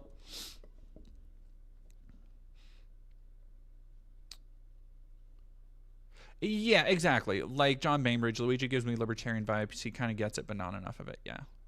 Duke of Bastards, I find the reason we see violence and killing from people on the right rather than the left is because the right has always been more individualist and isolating, whereas the left is more community-oriented and populist. Also, the right encourages self-sacrifice for the cause, while the left encourages its followers to contribute to the collective and be part of a community. I mean, like, I would say that also falls into self-sacrifice for a cause, but I think the right wing, and especially in alt-right circles, prizes martyrdom. Like, prizes the idea of, and in a really fucked up, twisted way, it's not just like, you know, you're dying for a cause. It is this twisted idea of martyrdom that is, you see on, like, 4chan and Kiwi Farms, where they'll be like, oh yeah, here's their high score. They went out killing this many people. And it's like, that is a like, it's a kaleidoscope, but they view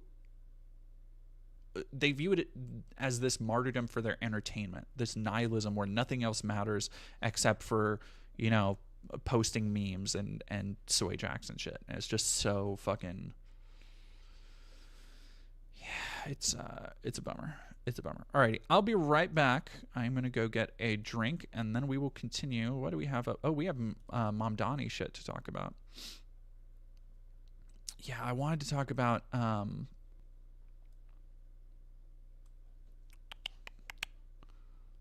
me see. I don't remember what some of these stories are.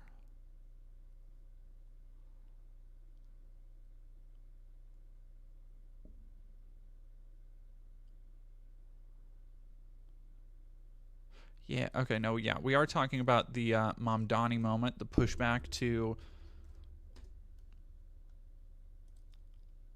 the Mamdaninator, the Mamdoming of New York.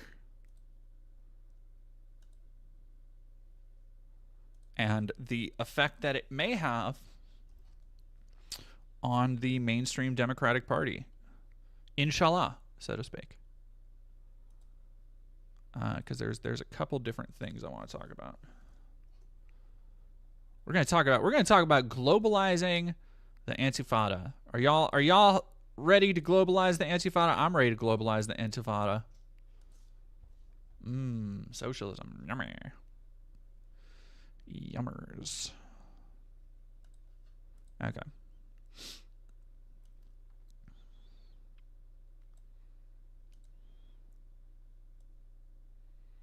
Okay.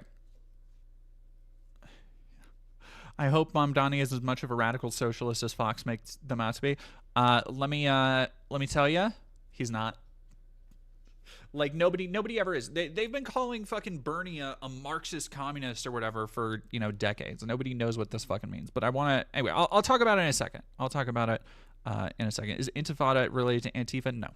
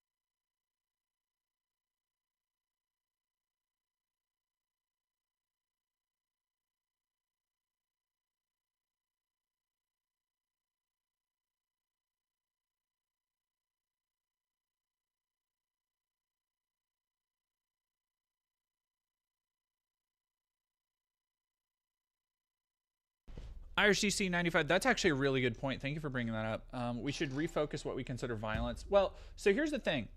There has been you bring up a really good point. The example he used was as a mugger was violent. We all agree with that. Elon Musk poisoning an entire town or cutting off AIDS medication that resulted in 300 babies being born with HIV. Yeah, the USAID stuff has already resulted in hundreds, if not thousands, of deaths. And wait, do not knock over my purse. Okay, there, go chew on that. There's been a concentrated effort for a long time now to define things that are violent and have violent, cruel effects on people as not being violent, as conservatives being able to just laugh it off, just being able to, you think, and you see it a lot with them saying like, oh, the left believes words are violent. You believe words can be violent. You believe that there's such a thing as hate speech, you fucking idiot. And it's like, well, no, it's a structural thing. You are purposefully misconstruing it so that you can pretend that, like, Matt Walsh saying like, yes, they're trying to come for your children, doesn't, like we were talking about, with stochastic terror earlier, that somehow that doesn't lead to somebody who's off their meds or just untreated going about like, yeah, I'm gonna bomb this Target if you have any gay stuff in there. And it's like, no, there are pretty clear links between spreading this rhetoric and then, oh look, once Libs of TikTok posts something, there are 10 bomb threats to a local children's hospital. It's like, well, that wasn't really happening before. So yeah, words can cause violence when people talk about that. Jazz Dog, you go by Vesper now? Yes.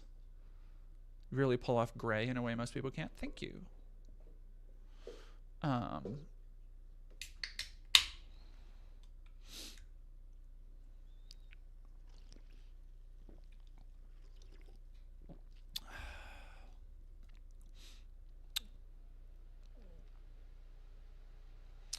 Line between violence and vandalism, because property damage and damage to humans needs to be reevaluated for a lot of people because they really overvalue.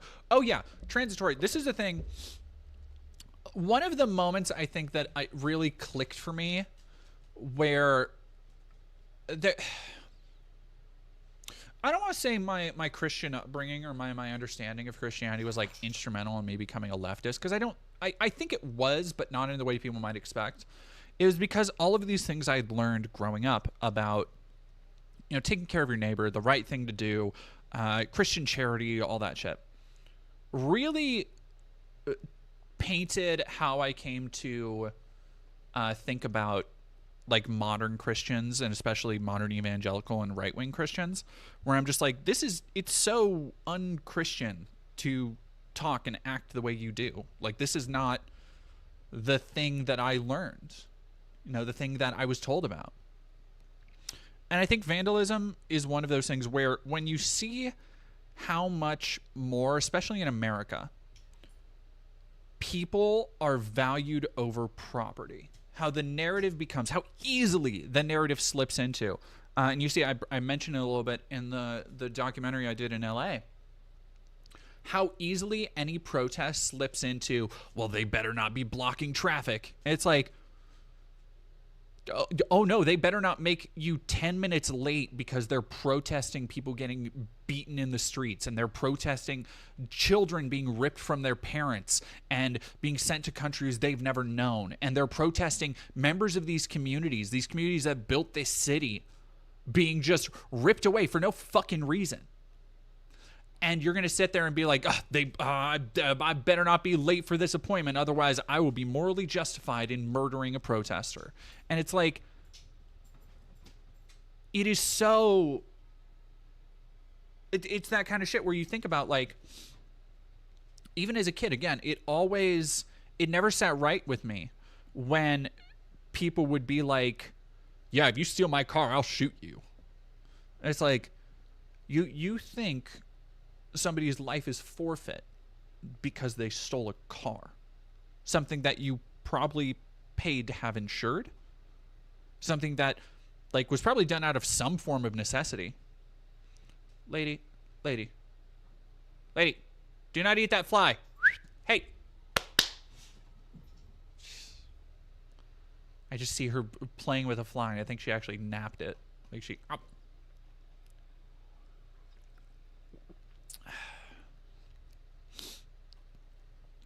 yeah, it's very frustrating the way people will be like, oh, this thing got broken into, or this thing, like, it's one thing to burn down somebody's livelihood and business. That's a little bit more heavy. But just like graffiti and shit, you can fucking, like, you can paint over it. Like, I don't... Oh, now she's pouting. She's looking up at me like, fine. Yeah, homeless sweeps. You're only guaranteed property if you own land. It's so fucked. Everything is, yeah. Anyway, deeply fucked. Keely, and she says, hello. I love Keely. Yeah, I talked about it in the documentary, but I said something, and I'm glad I didn't get more pushback on it, because I'm like, look, I said I agree.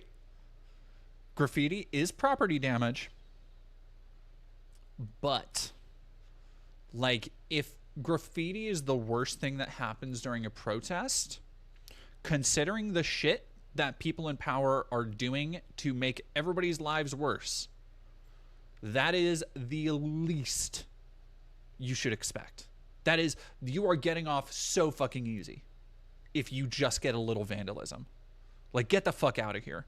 People complaining about graffiti. Oh, sorry, added a little bit of color to your fucking beige world for a second. See if I give a shit.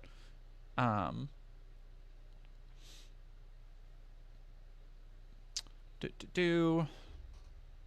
was I? Yes. So, as we've established, as we've been talking about, kind of seems like everything is fucked right now.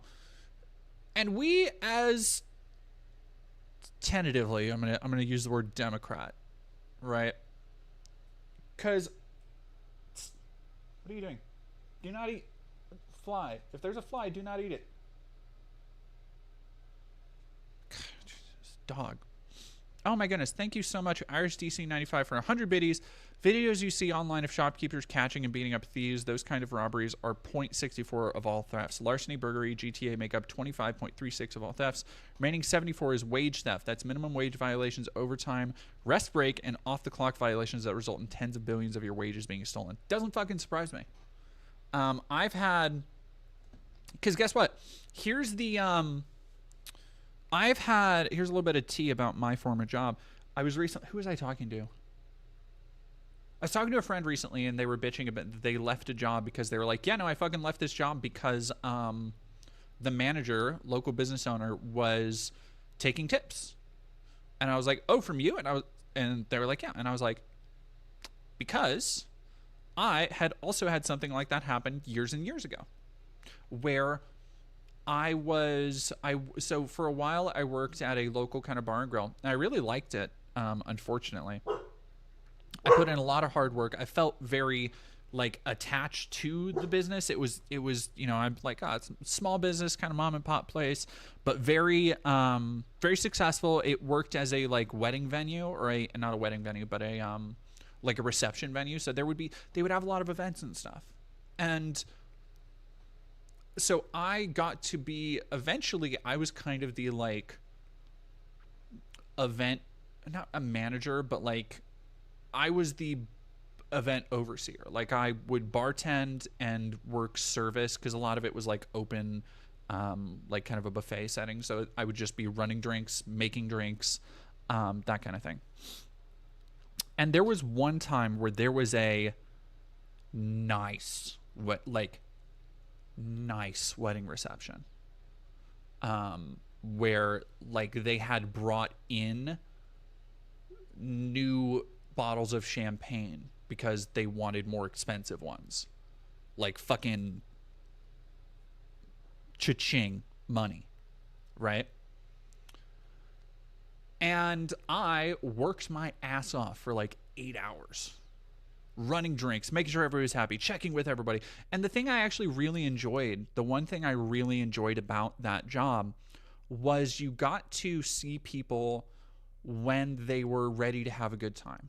Like that was the one thing that I actually really liked about kind of working at an event venue, is that like nobody is going to a wedding reception or a family reunion or a class reunion or like you know, they're doing like a business retreat thing. Nobody is going there and they're frustrated with their spouse or their kids are being too noisy. Like everybody is there to drink, have a good time, talk about like, oh my gosh, did you hear this thing happen to Uncle who's so-and-so? Like, and that led to this really jovial kind of vibe where I would be able to really form rapport with, because usually it would, on the wedding receptions, usually it was either the bride's family or the groom's family, like mom or dad would kind of just handle the money. And so I would constantly be talking with them, checking in with them, making sure that they were happy. And it became this, you know, you form a rapport over several hours with somebody. And that's why I got tipped very well. Technically, I got tipped very well. Because while they factored in, so like naturally they took off a little bit of tips for like here's kitchen tips, like that kind of shit. And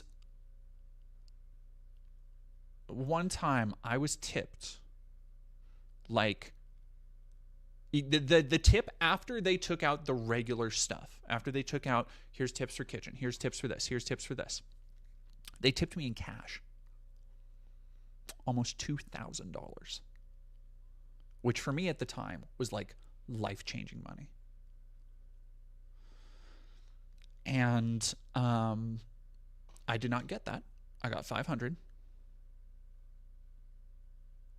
The owner took the rest. And I was like, what am I going to do? And that was the same owner who stopped calling me in for shifts, but didn't fire me. Didn't properly fire me, just stopped calling me in for shifts after I had a tizzy with their alcoholic son, who was the bartender, because he kept fucking up orders for a night, and I snapped at him because he was drinking on the job, but wouldn't get my orders correct and was super slow on them.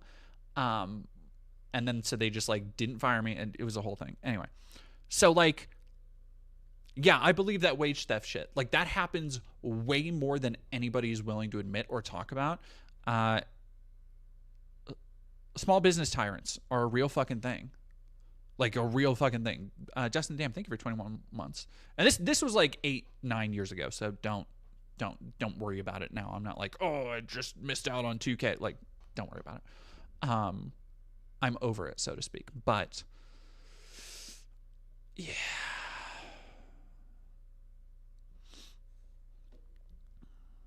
Family businesses are horrendous. They don't have to be, though.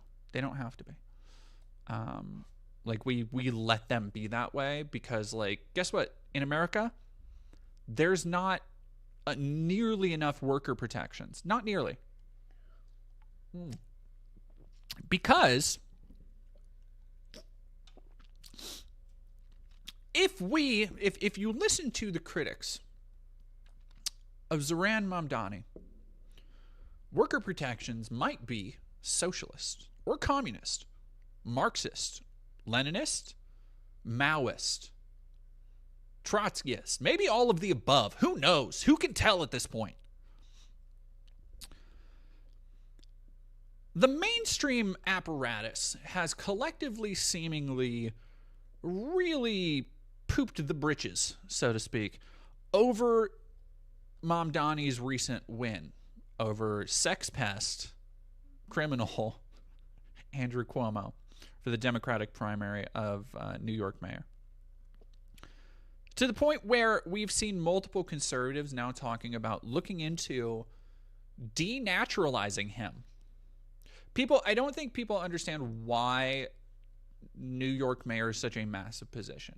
Like it is a huge job.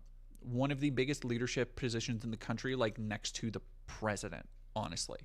It is such a massive center of commerce, culture, and especially politics, that being the person who oversees all of that, you have the potential to do a lot of shit. A lot of stuff that maybe upsets the status quo. Maybe pisses off the billionaires who live there. Like Wall Street is in New York City.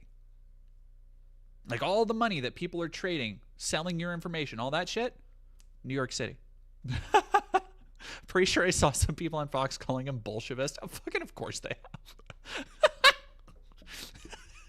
Great. Oh, that's awesome, dude. Everybody's so dumb. Yeah, it's our largest and most I think you mean prosperous city. The UN meets there. Yeah, there's a UN assembly there. And so there have been a lot of guns being called out to prevent this from happening, which is how you know it's probably a good thing. It's probably upsetting the status quo. And I want you to think for a moment, if you are one of my more liberal-minded viewers, hello, glad you're still here. I'm glad I haven't scared you off yet. And you've been trepidatious after some of the stuff you're hearing about, like, oh, I've heard this Mamdani guy, he's an anti-Semite. I've heard, like, he has a really fucking hot wife, so he probably has game, but also he's, like, a socialist, so I don't really know how that plays into it. I think they're all polyamorous. That's what I heard on Fox News. And if you're looking for some answers, let me be your guide. Take my hand. Walk with me through the spirit realm of Mamdani and the litany of attacks being lobbed against him. The first and least effective now has been allegations of anti-Semitism. You might ask yourself, well, what has he done to deserve this? Glad you asked. He's Muslim. That's about it. It has been the racism that I've seen over Mamdani has been wild to see. Marjorie Taylor Greene posting a picture of like an AI generated Statue of Liberty in a head to toe like burqa, being like, this is the future of the US if we don't stop soon. It's like,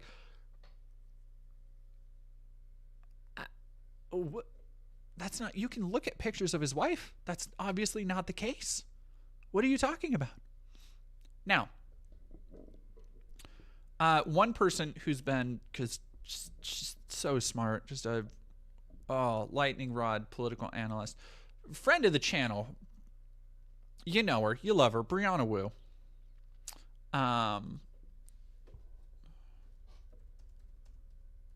There we go. Brianna Wu KKK tweet, great. Incredible that she still lists former candidate for Massachusetts on her thing. Man.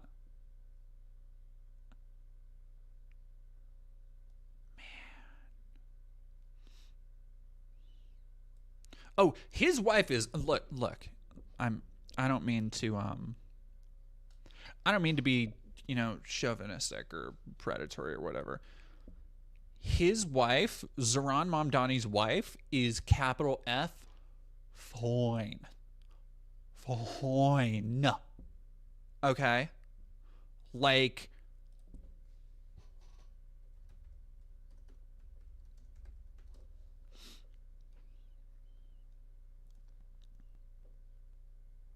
all right.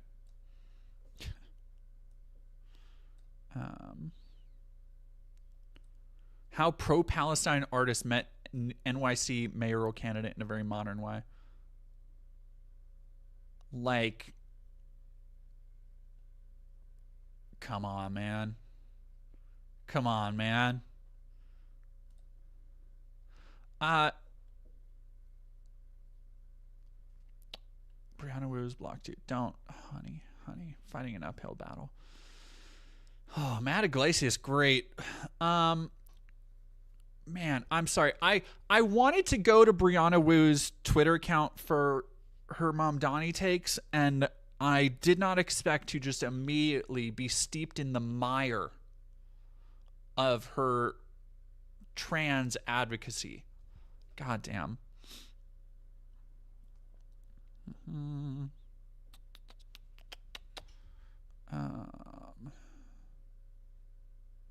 Yeah, so she is one of the I don't want to say she's a main force insofar as anybody pays attention to her, but she's been a good kind of litmus test of the narratives about anti-Semitism that are uncritically pushed by mostly rabid Zionists.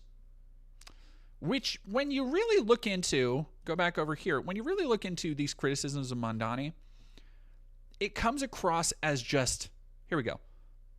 Democratic Congressman Eric Swalwell says of Zohran Mamdani, I don't associate myself with what he said about Jewish people. And you might think, oh, Ken, what have they said about Jewish people? Hakeem Jeffries on Mamdani. Globalizing the Intifada by way of example is not acceptable phrasing. He's going to have to clarify his position on that as he moves forward. Kirsten Gillibrand pressed NYC mayoral candidate to denounce globalize the Antifada rhetoric during a WNYC radio interview. My statement after meeting with Zohran K. Mamdani. I explained why Jewish New Yorkers feel unsafe in the city, and that as he continues his campaign, he must not only condemn anti-Jewish hate and calls for violence, but make clear that as mayor he would take proactive steps to protect all New Yorkers to make us secure. I understand Zohran's willingness to reach out to me to engage and to listen, and I look forward to continuing this dialogue. So that's actually the most kind of amicable I've seen. And you might say, what did he say about Jewish people? Did he say that? Like, was he taking part in these kill the IDF chants I've heard so much about? No, he's said nothing. He hasn't said anything about really Israel. He hasn't said anything really about HK is a loser.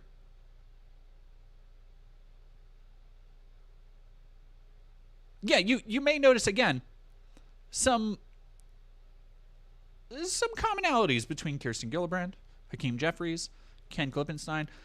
All of them have a interest in really upholding the liberal status quo. If you couldn't tell by Hakeem Jeffries just basically doing nothing to stop anything ever from happening, same with Chuck Schumer. And it's why I kind of want to talk about this in a way of like, everybody needs to pump the brakes a little bit on Mamdani and realize that this isn't the dub we might think so yet. Because we have such a massive, like, I love the momentum that we have. I love seeing leftists energized again. Because, again, when you put the ideas of a leftist platform, even though I know people in the shower are going to be like, well, he's a social democrat, he's just progressively. Guess what? That's still, it's fucking, like, the reason that the body politic of America wants to reject that like a virus is because it is still so much further left than any of these other motherfuckers. Like, if you want to talk about moving things forward. Oh, Ryan, Kirsten Gillibrand said on a NYC radio show a couple days ago he supports global jihad. Oh my God, let me...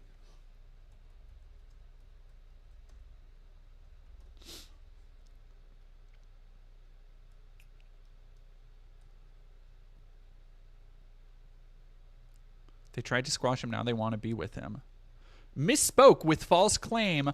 Oh my God. That's fucking crazy. That's fucking crazy. All right, fuck Brianna. I don't need that. Yeah, here's another one. Zohran Mamdani derangement syndrome is the thing. Rudy Giuliani is saying that Zohran will destroy America, wants to destroy the Jewish people, wants to destroy the Christian people and Muslim people who don't agree with him. This is where we're at. If there is one thing, and this is, again, it's such a clear look. If there is one thing that is going to get Republicans and Democrats to come together like this, it's somebody threatening not their political interests, not their party's interests, but the interests of capital. Somebody with a platform that values the rights of workers, renters, the people who make the economy actually move forward, who wants to give people an actual living wage, a wage that covers the cost of a living, not just barely. These are the actual threats. It's why one of these things where while I call myself a leftist, I am hesitant to ascribe to any viewpoint because you can really say, okay, there have been fascists who are authoritarian. There have been communists who are authoritarian. So many of these ideologies and viewpoints, so much of the theory around them comes from a place that doesn't exactly, like there are certain things, of course, you can look at with Marx and Engels and, what's their name? Adorno and Horkheimer. There are so many things you can look at and be like, yes, this applies to today.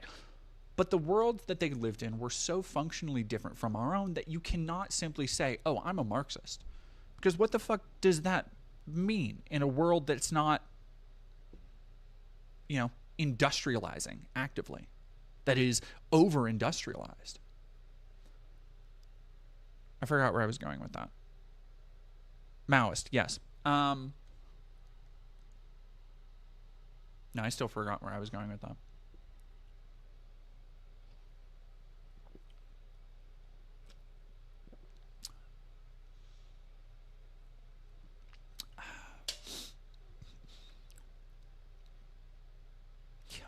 Maoist Leninist with Pol Pot aspects, a normal leftist. Kropotkin. It's just, I don't see a lot of use in ascribing so like stringently, ardently to these are the things I believe, because all of these things that you believe, the method you think should be taken, can be misused, misconstrued, used by people who want to use it in bad faith. So at the end of the day, it is better to have a underlying set of principles. For me, this is the way I see it. It is better to have an underlying set of principles that you will live by, that you will vote on, instead of an ideology that you need to cling to. Because you get to that point, you get to this like Brianna Wu point, where it's like Brianna Wu is functionally not a progressive, not a liberal, not a Democrat, yet she still identifies herself as such because she really believes that, even if functionally she isn't. And I think that's like a very similar thing, is that like I am just for workers' rights. I'm for a living wage. And it doesn't matter who gets in the way of that. Yeah, they're an enemy. Like, are conservatives who support Trump in these open authoritarian measures we're seeing, are they probably more of a priority as an enemy than like Chuck Schumer, Hakeem Jeffries? Yeah, probably. Like, Chuck Schumer and Hakeem Jeffries are also, though, and you see this with stuff like Mamdani, the liberals are still trying to stop this from happening. That is still probably one of the biggest uphill battles we're going to face. If you think the like globalize the jihad rhetoric is laughable, we haven't seen anything yet. The mayoral race isn't over. Yeah, Phoenix Dragon, I'm just a humanist. We are flawed. Our government isn't working to protect people. It's more concerned with placating to their owner donors. Yeah, like I think it was Sam Cedar, who, you know, somebody was in an interview like, are you a communist? Blah, blah. And he's like, well, no, I'm a humanist. I believe in this, that, and the other. And like, I think that was one of the most cogent presentations of like a belief system that I think is similar to mine. It's like you have sticking by and saying, I am this. Like, I know a lot of people do it, and a lot of people define themselves by what they believe and what they go through life with. But I think that doing that, and I think it's where you get a lot of cognitive dissonance and people not wanting to reckon with the ways they might be wrong and how the ideology they're supporting might be hurting people, is because they've stuck by it so much that they've defined themselves by being, you know, a conservative, by being a libertarian, instead of being like, well, how is this thing wrong? How can the thing that I ascribe to, how can it grow and change? How can it be better? You start looking for ways that you are not wrong. Because by admitting that there's something wrong with that ideology, you feel a need to admit that there's something wrong with you, that you have done something wrong by being so supportive of it. Repentant Man, thank you for following. Chicken Warrior, thank you for subscribing. Chicken Warrior. God, I said that. Somebody in the hallway definitely heard that. Oh, it's so Jover.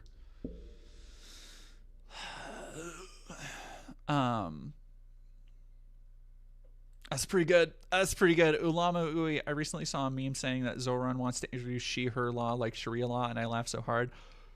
That's pretty good. I do want to talk about, so one interesting thing, as we go and look into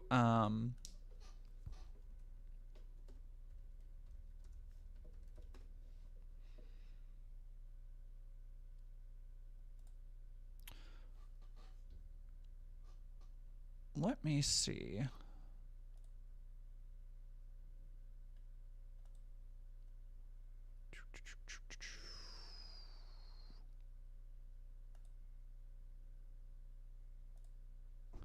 Sorry, I'm looking up a thing that I'm trying to find. Well, and it doesn't matter. Like, Jacob Genji, my Socialist Party plans on running on a left-wing populist platform. Great. Without actually describing yourself as a socialist. Great. On the campaign trail in order to get elected. Here's the thing. It doesn't matter because, like, say you can say like, it doesn't matter how milquetoast of a Dem you are. It doesn't matter how much you are, supporting tax cuts for the rich or any of that shit. You're a Democrat. If you have a D on your name, some fucking conservative podcaster who makes more money than you've seen in your life is going to call you a communist and a socialist because, like, that's the way politics and mudslinging are done in America. Like, facts be damned. Yeah, Nancy Pelosi gets called a fucking communist. Like, it's not a badge of honor. Like, and it's another thing. It's why, like, I think people need to understand that these labels aren't accurate descriptors so much as they are shifting. So much as they kind of mean whatever, like the word communist, the word socialist, like, these are words that people who are academically knowledgeable and people who study history and economics and politics, they do have defined meanings. Like, they have very concrete definitions and examples that you can go and look at in real life. But in the arena of American politics, nobody knows what that fucking means. Nobody knows what a Marxist is. After, thank you, Jordan Peterson, for like 10 years of just calling everything Marxist. Like, come on now. Let me...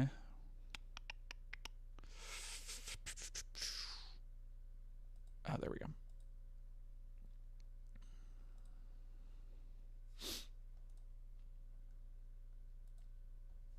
Weird that a lot of younger people would want to support Zohran. Yeah, I get Holocaust. I get called a Satanist all the fucking time. I get called a Satanist all the goddamn time.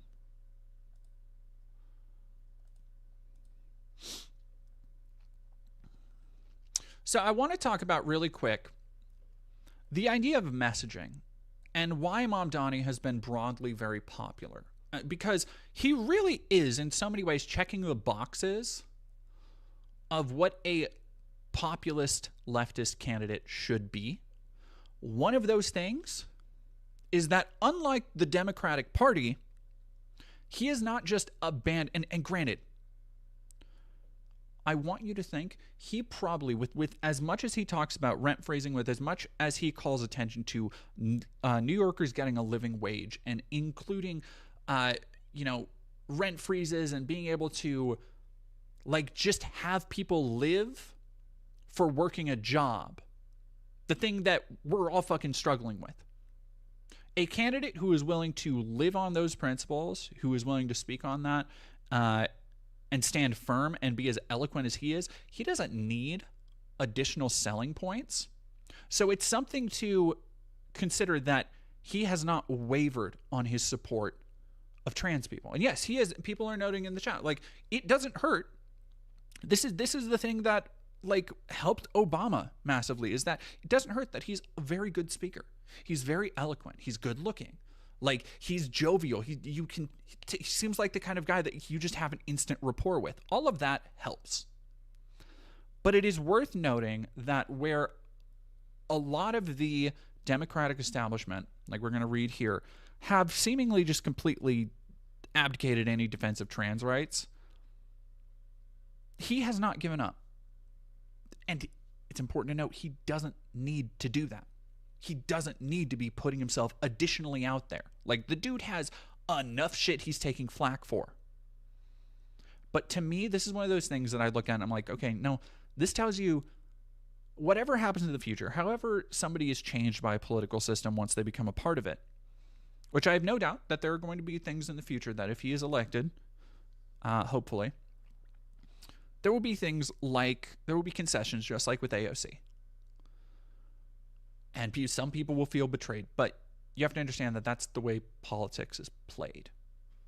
Like, I know it feels a little foreign in this world we're in now, where Trump and conservatives can kind of just apparently do whatever the fuck they want, but, like, no, It is vastly preferable to have this kind of change on the inside as opposed to the other kind of progress, which is not so nice.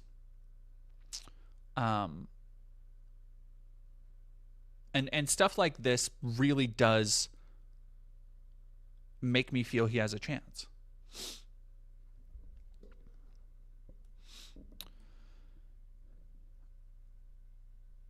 Democratic Party has typically used Supreme Court rulings as galvanizing moments for its base, using favorable and unfavorable decisions alike to rally supporters around the country. But that's not happened in the aftermath of U.S. versus Scrimetti, which declared that bans on gender-affirming care for trans minors are constitutional. The ruling will likely now be a precedent for bans on transgender care more broadly.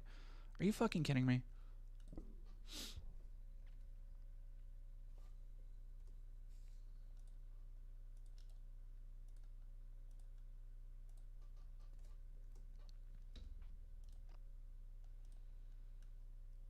Don Hudgens, thank you for subscribing. Arkin Devade, thank you for subbing. Can I not? Is it not? Alright, well, fuck me, I guess.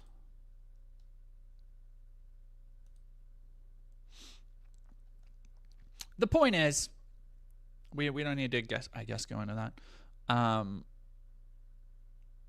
But the point is that Mamdani is pledging $65 million for trans healthcare at a time when the Supreme Court ruling and the Democrats are taking it as a, well, I guess this battle is lost. Like we saw that quote there where it's like, we followed the rule of law, so I guess this is like these Porky Pig motherfuckers are just really, that's all, folks, about people's right to medical care. And Mamdani is still out here being like, as part of his platform, $65 million for trans healthcare. Democratic Socialists cruised to victory against former Governor Andrew Cuomo in Tuesday's primary. I don't think people understand how much bigger of a deal this is, by the way, than fucking AOC. Like, the platform of New York mayor is massive. There's a reason that you know the name of every New York mayor. It's not just because of, like, corruption or sex abuse scandals. Well, and in the case of Cuomo and Eric Adams, it is because of those things.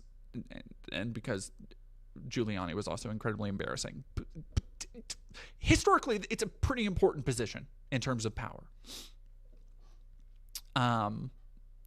Istanbul of America.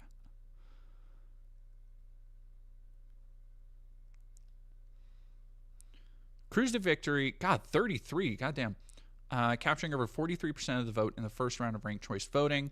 Cuomo conceded the race late Tuesday night. It was a stunning upset after weeks of Cuomo endorsements by party heavyweight like former President Bill Clinton, and a primary season characterized by Islamophobia and allegations of anti-Semitism.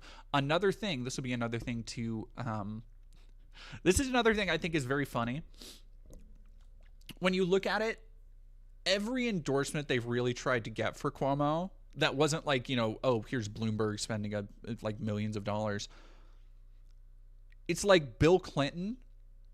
Okay, we just saw the thing of like Mamdani is overwhelmingly liked and represented by the younger generation, the people who are coming up with looking at their future, seeing no ability to buy a house or a condo, barely able to afford rent, probably living in multiple with multiple roommates, trying to work multiple gig economy jobs, just trying to live and survive through this shit, probably have a degree. If they have a degree, it's probably one that they can't actually apply to a job. So when you drag out these fucking bedraggled corpses like Bill Clinton to be like, hey kids, you remember me, Bill Clinton, who, like, again, the younger generation of left-leaning people, this is why, again, you cannot stake your name to a label. Because so many of these, you know, the classic, the Blue Dog Democrats or the 90s Democrats or whatever you want to call them, I know those aren't the same thing, but this idea of like, oh, Bill Clinton, oh, he was great. Oh, we love Bill Clinton. He plays saxophone. And that's not the new generation. The new generation goes, Bill Clinton the sex pest? Bill Clinton the probably a pedophile? Bill Clinton the fucking weirdo?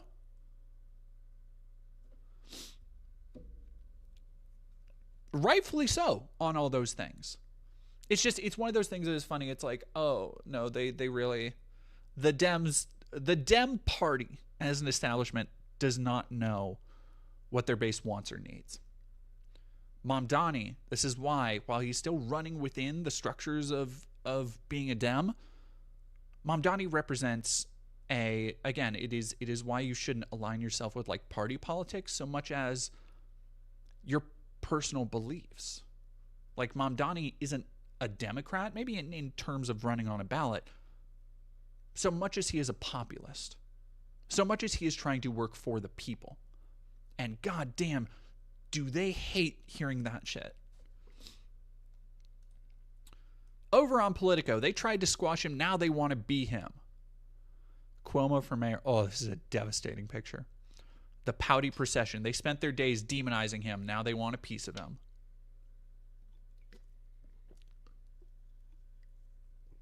Hell yeah, Diamond Dynamo. Congrats. Good luck. Philadelphia City Employees Union is going on strike for the first time since '86 tomorrow. Wish us luck. Wish you all the best.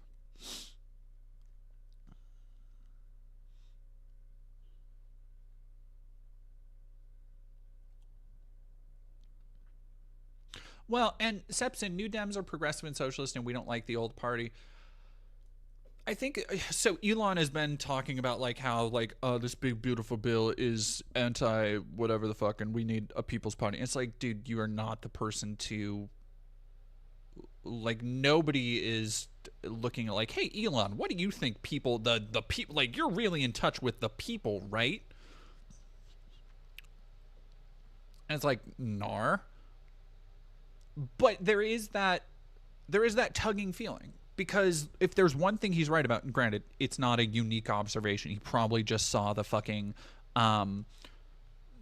George Carlin clip that goes around every now and again with it's a big club and you ain't in it. Like, and was like, oh yeah, that's true. Like no, Elon thinks he's really him. How's that video go? You're not that guy. You're not that guy. I think about that all the time now. I think it's so fucking funny.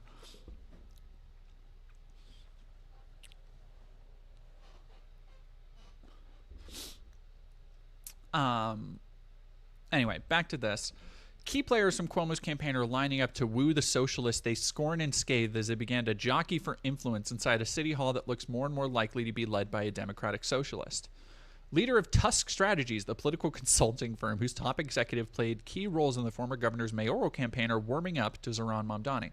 So this is a fascinating, if this is the article I think it is, it has some really fascinating insights into how there's like this court of the king style politics to New York's mayoral race, where so many people tried to, like, literally sided with Cuomo because they were like, oh, he has all the money, he has all the resources, he's been mayor before, there's not a chance he doesn't win. And when the time comes, beliefs be damned, I don't want to be on the wrong side of that mayorship. And it's like, oh, that's fucked up. It makes you think about like how much of American politics is just like fealty at this point. The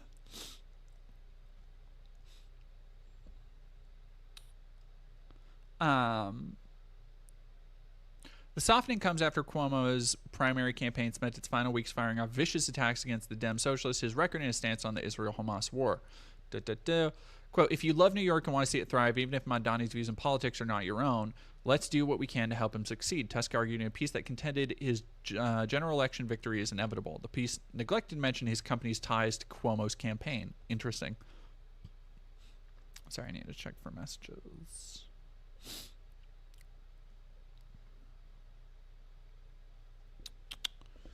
I'm proud of my work for Andrew Cuomo. He ran a near-perfect race. If that's political worthy, so be it. Tusk is a corporate lobbying firm with clients who oppose Mamdani's hard-left agenda. Coffey performed extensive unpaid work for the Cuomo campaign. His Tusk colleague was also paid by the campaign to serve its political director. Blah, blah, blah. Blah, blah, blah, blah. Test Strategies was also behind a 501c4 called Restore Sanity, whose literature mirrored Cuomo-style talking points, including a photo of the remodeled LaGuardia Airport, which he oversaw while governor.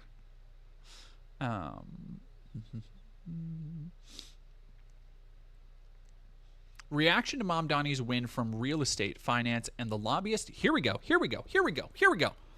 This is the like, they're burying the lead slightly, just a little bit.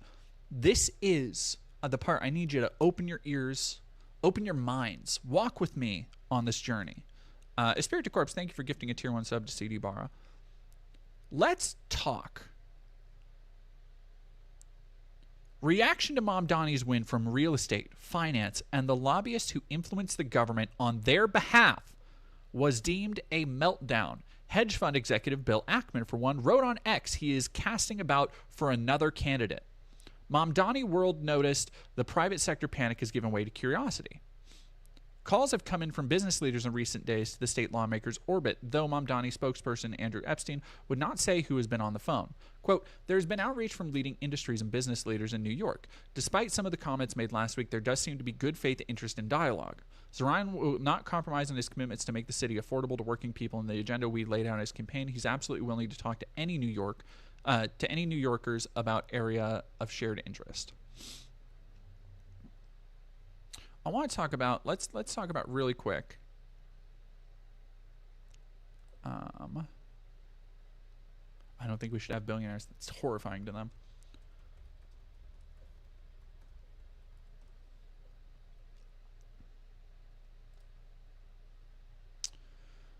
So let's finish this up, go to that next one, keep going.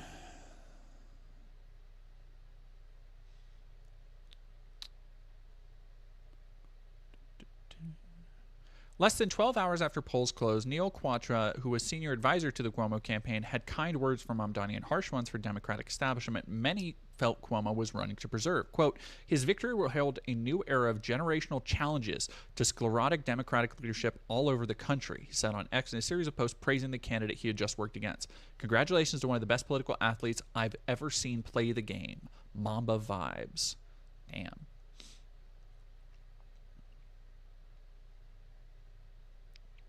Oh, this is all Hochul stuff. Okay.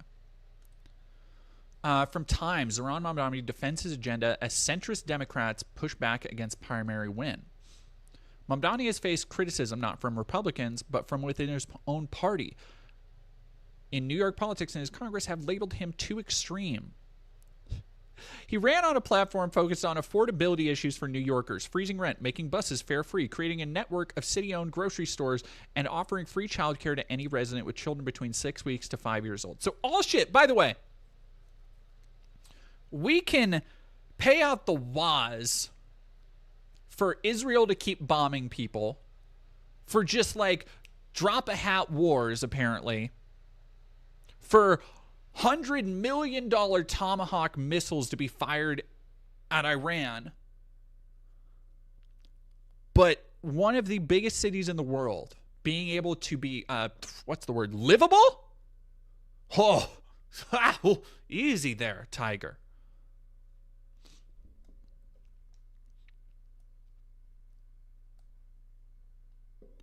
So extreme. The proposals resonated strongly with younger voters, considering their future in an increasingly unaffordable city. More than half of New York families with children age 4 or under cannot afford childcare. Grocery prices have soared 50% in recent years. Saying things like, quote, saying things like we're going to give away free everything is not realistic, and it's not the direction the Democratic Party should go in. They should find ways to make people's lives affordable in tangible ways, and say we will reach across the aisle to do. It's so funny to see Democrats trying to use this as a, like the party Democrats trying to use this as a time to be like, no, here's what we actually need to do. Then why aren't you doing that? How's that working out for you? How's that game plan, by the way? Because that's the same shit we keep hearing.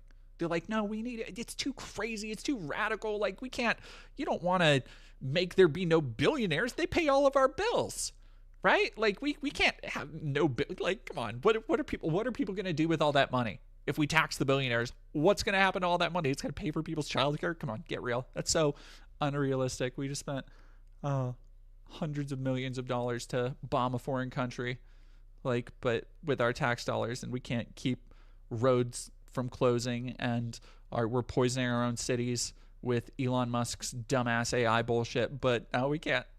Childcare, groceries. We can't. Where are we going to get the money to do that? Come on. Give me a fucking break, sister. Mamdani has emphasized how he intends to fund his policy agenda. A tax on New York's top 2% of earners, raising the corporate tax to match New Jersey's 11.5. That's not even that fucking crazy. That's not even that insane of a... You would have thought he was saying, no, we're going to tax billionaires 50%. Which, probably should. Yeah, it turns out, guess what? Billionaires, they'll be fine if they are missing a couple $100 million.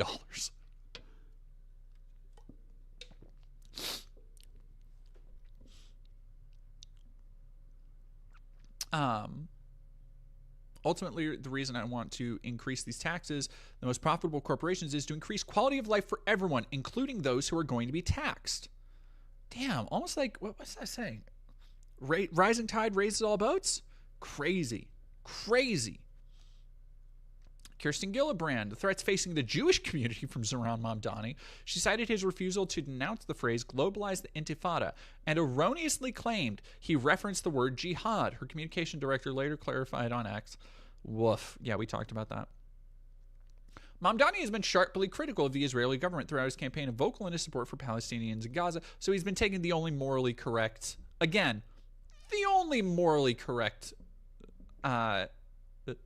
position that Democrat Party leadership simply fucking refuses to take.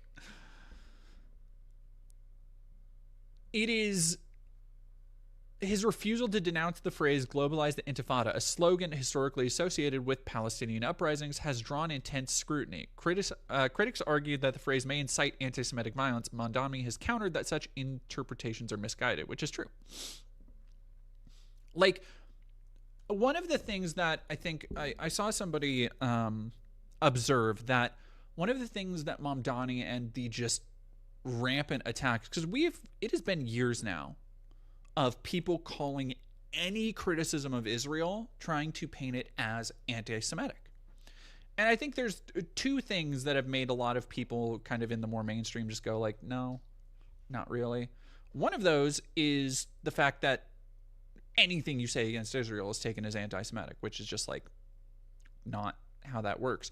The other one is the fact that you actually have now, thanks Elon, a mainstream platform where anti-Semitism is just visible out in the open all the time, 24 hours a day, 7 days a week. So it's when you hear somebody be no, I don't think Palestinians and Gazans should be getting their arms blown off as Israel kettles them into all these starving and dying people into aid and then just massacres them. I think that's fucked up. And somebody's well, that's anti-Semitic. And you can just look over to your right at probably a post on the For You page that they're trying to advertise to you. Maybe an actual ad will have something about did you know the Jewish cabal controls us? And you're well, no, see, that's anti-Semitic. What I'm saying might be against the Israeli government, but it has nothing to do with the fact that somebody's Jewish.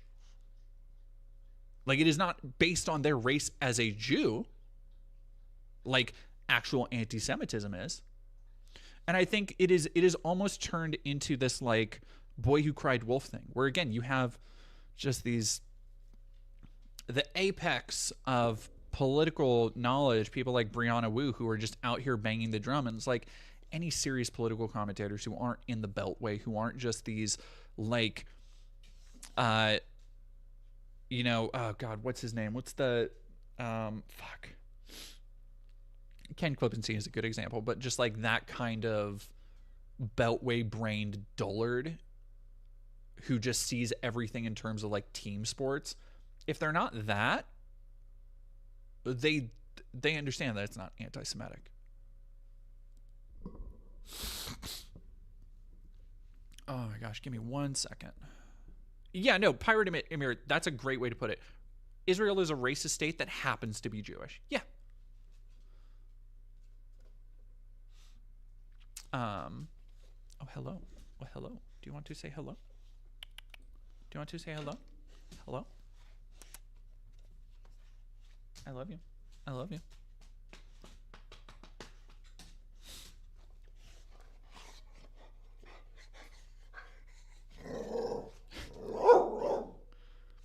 Baby dog. Aw, Taco Face Fight, thank you for $2. You're my favorite Flash tuber. Aw.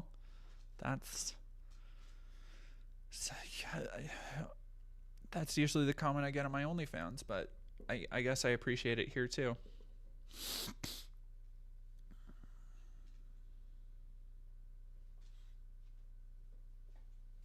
Row, row.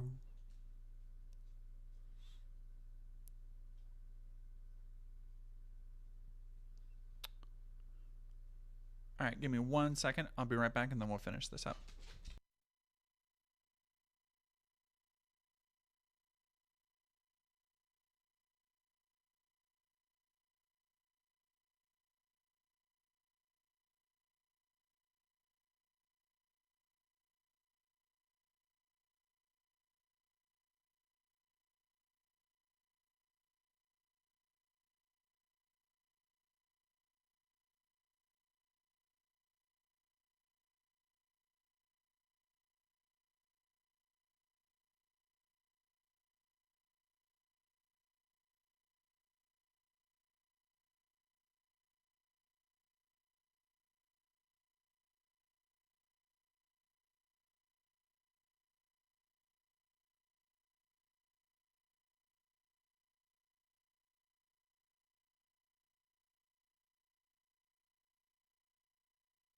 What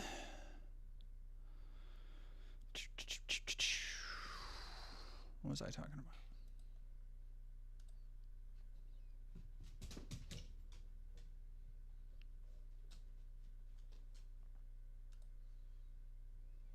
I don't think we're gonna get to the Duck Dynasty thing tonight, unfortunately.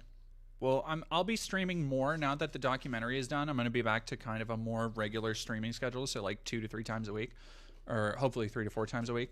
But yeah. Anyway, don't worry. It's not gonna be like another week-long break between streaming. Shoulder bruises. I don't have shoulder bruises. Do I? I don't think I do. Those are just freckles. I just have freckles. Yeah, these are just freckles. I got freckles all up and down. Like, that's just freckles. Shoulder bruises.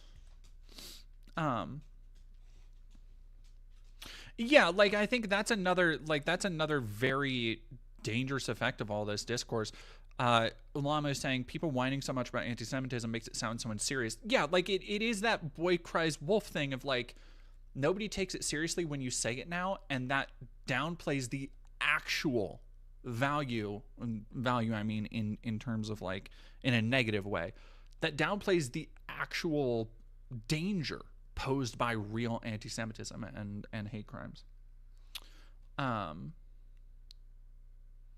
Oh, thank you very much, Ms. Genderlin. Yeah, if you don't know, I have 200 people in here. If y'all haven't watched the new documentary I did, I made a feature. I essentially made a film about my time at the LA protests and how everything you've heard about them is wrong. So please, if you haven't yet, go watch it. Go leave a comment. Go like and share it, because it has been so buried by the algorithm.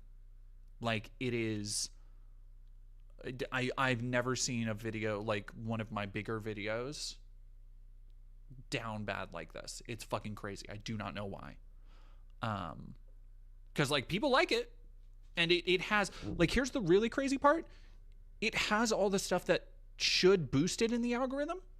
Like, it has really good watch time. It has really good attention. It has really good like comments and engagement. I don't know what's going on with it. It's just fucking bumming me out. I don't like saying like, oh, I'm shut. Like, it's such a bitch made thing to be like, oh, I'm shadow banned. I'm fucking like, yeah, the reason it's not doing good is because it got buried in the algorithm. So I don't want to like specifically say that. Lady, leave the fly alone. She just comes back over here. But like, yo, YouTube doesn't like my content as much as like outrage content and shit. So I literally, I appreciate sharing it anywhere you can. If you have a Discord server, if you have a Reddit page, like wherever you can to get more eyes on it, from the bottom of my heart, I appreciate it. Because right now it's like I was like, oh, this will do, you know, at least okay numbers. So I commissioned a artist to do the opening song, the opening track. And I haven't even made the money back on that from ad revenue yet. So, yeah, that's awesome.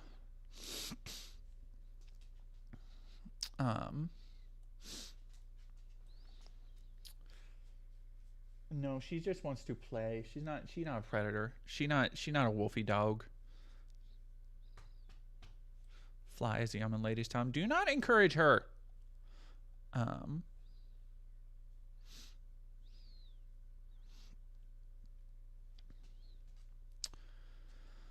Back to this. In his interview with Zohran Mamdani reiterated. So the other thing about this is that at every opportunity Mamdani has continued to talk about and reiterate, we have to root out that bigotry from politics. Quote, I've heard those fears of anti-Semitism. I've had those conversations. Ultimately, they are part and parcel of why in my campaign I put forward a commitment to increase funding for anti-hate crime programming by 800%.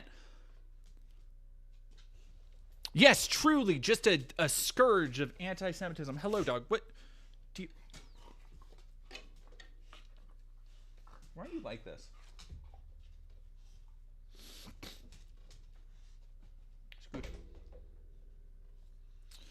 Truly, just the most anti-Semitic a person can be is wanting to protect people. I put up a gate so she can't jump on me right now.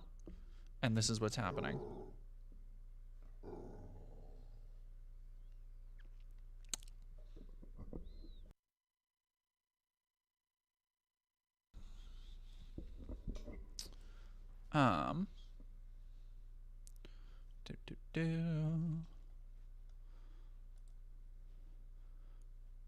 So, with that out of the way, we know the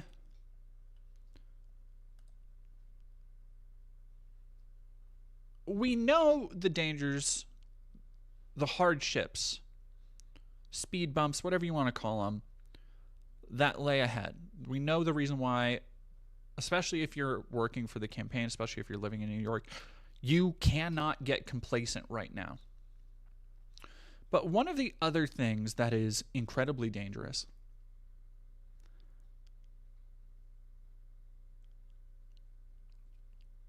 is the precedent, the Overton window, to use a political phrase we love to hear, being pushed forward for ideas about denaturalization.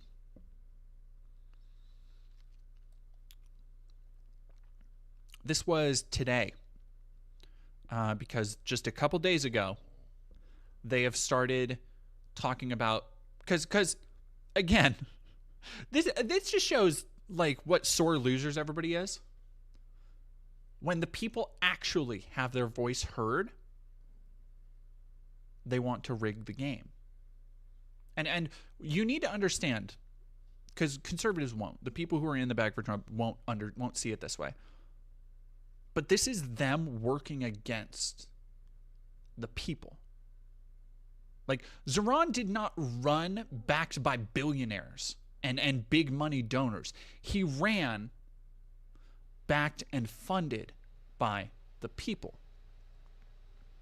He was outspent hilariously by Cuomo's campaign and still won because that's what the people wanted. So in denaturalizing him, in effectively trying to derail any candidacy because of the threat he poses to the system, It is them taking action against, first and foremost, the people. Kitchen, now. What are you doing? Get your ball and go. Go. You're being so disruptive. You're being such a butt. Here. Are you going to chill? Are you going to chill out? Going to keep being a booger dog?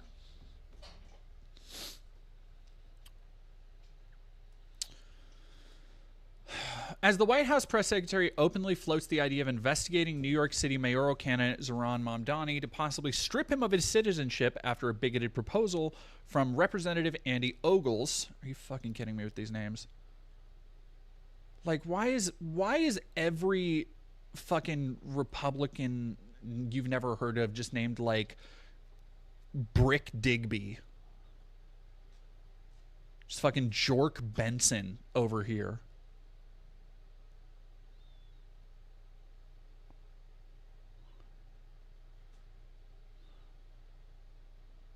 Wisconsin Senator Burke Borger. Fucking fuck off. Yeah, here we go. Unfucking believable. Like, okay. If you thought the bizarre attacks from Dems were crazy, conservatives, unshackled by any fear, of course, from cancel culture, because comedy is back and all that, the racism they've revived is really it really is, it's revitalizing the early aughts. Like, it's kind of crazy how much it's just like, oh, hey, remember Jeff Dunham? Remember when this shit was acceptable? Remember when calling someone Little Muhammad is an anti-Semitic socialist communist who will destroy the great city of New York? What a fucking door. This is like one of those goons. I've never understood why goons in like Batman stories where they'll like they'll just take on the mannerisms of the gang boss. Like you ever notice like Two-Face goons always have like a split design for their costumes. Like Joker goons are always kind of like dressing like clowns. And it's, in a weird way, it's like a reflection of this kind of bully mentality where people fall in line behind what they view as a strongman, what they view as this like big figure, and then they just start to emulate them. And that's what you're seeing. Like, it is literally Jonkler goon shit right here, where even in the way he writes, he needs to be deported, which is why I'm calling for him to be subject to denaturalization proceedings, except Trump definitely couldn't spell denaturalization. Charlie Kirk, the lesson from New York City is that both illegal and legal immigration can ruin your country. Fuck, man. There's no quiet part anymore. Like, there is no quiet part. It's all out loud. It's all out loud. The fuck do Republicans care about New York? It's a massive metropolitan center. It's also the center, it's where Wall Street is. Like, New York is a very, very big place culturally. Like, Trump got his start in New York real estate. It is a massive market for several things.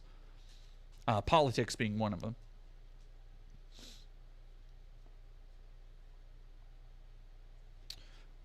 It's not just the open border, it's our suicide mass legal migration policies. Jesus Christ, dude.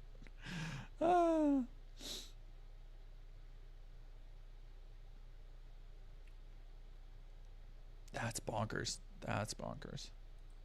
Shout out to Ta-Nehisi Coates. Zoe Cable, thank you for subscribing. Go read Stamped from the beginning. I was Ta-Nehisi Coates, I think, right?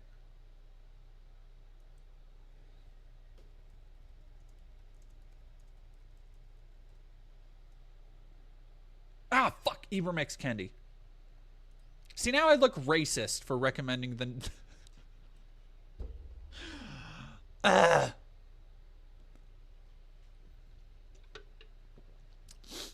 That's my B. That's my B.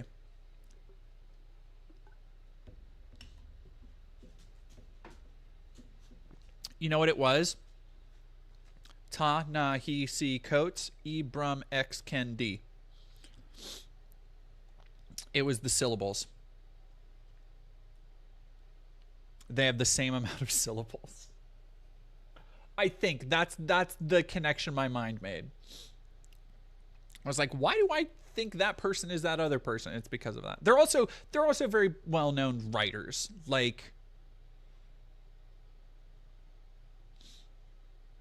yeah, whatever. NPR reported Monday on a Justice Department memo from June 11th, which advises prosecutors and the DOJ's Civil Division to prioritize the denaturalization of various naturalized citizens over alleged infractions ranging from war crimes to material misrepresentations. Jesus Christ. On the heels of Friday's Supreme Court ruling in the birthright citizen case, which undercut lower courts' ability to stop the executive branch from pursuing policies of disputed legality, it's safe to wonder whether and how the administration might wield its powers to target more Americans. The DOJ memo asserts a broad latitude for interpretation as to what conduct might warrant denaturalization proceedings against a citizen. Lays out a list of transgressions, including torture and human trafficking. Like, here's the thing.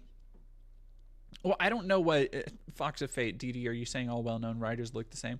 I can't even say, like, it's a, well, I'm putting on my Matt Walsh voice for this so it makes it clear where I'm coming from. All you people look the same. Like, that's not what I'm saying, because I don't even know what, like, that's also one of the reasons I would get them confused. I don't know what either of them look like. I only read a book. Like, I didn't look at the author's picture, you know? I don't watch fucking CNN, so I don't see, like, faces a lot.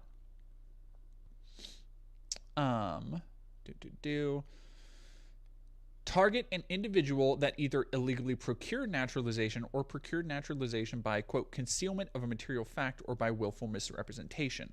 And, rather vaguely, quote, individual who pose a potential danger to national security. There it is. When the game isn't rigged in their favor, they will inevitably lose. Eventually. That's what we're seeing now. If Mamdani is denaturalized, deported, which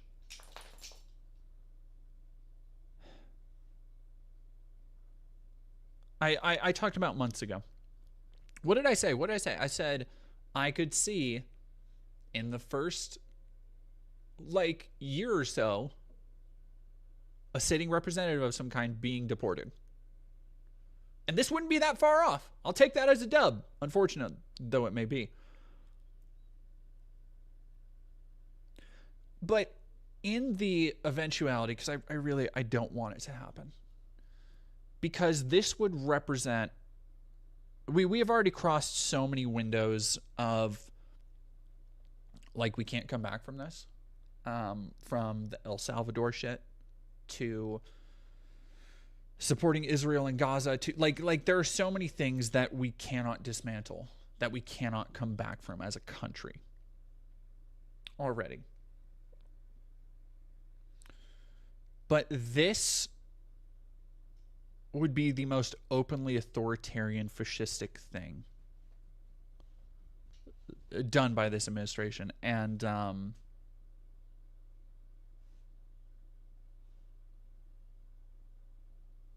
it would get, I don't want a Fed post, but if they are able to so openly and brazenly target a political enemy, refitting the law, which they're already doing in so many ways, but refitting the law in front of everybody's eyes to their political aims and ends, there's nothing to really stop them from coming at anyone for anything. There is no more free speech. If what somebody's advocating for, representing the people that want to elect them, if that is somehow considered, a danger to national security, as this, sorry if I bumped the mic, as this article kind of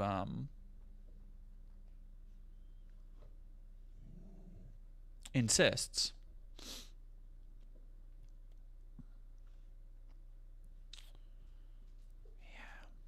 Yeah, no, this actually is a really good, like, worrying way to end it. But given that Trump has labeled critics as the enemy within, falsely framed peaceful demonstrators, go watch my video in LA for more information there. As accomplices to terrorism, has declared his ambition to deport American citizens to foreign prisons. The potential for abuse here seems incredibly high. And if that happens,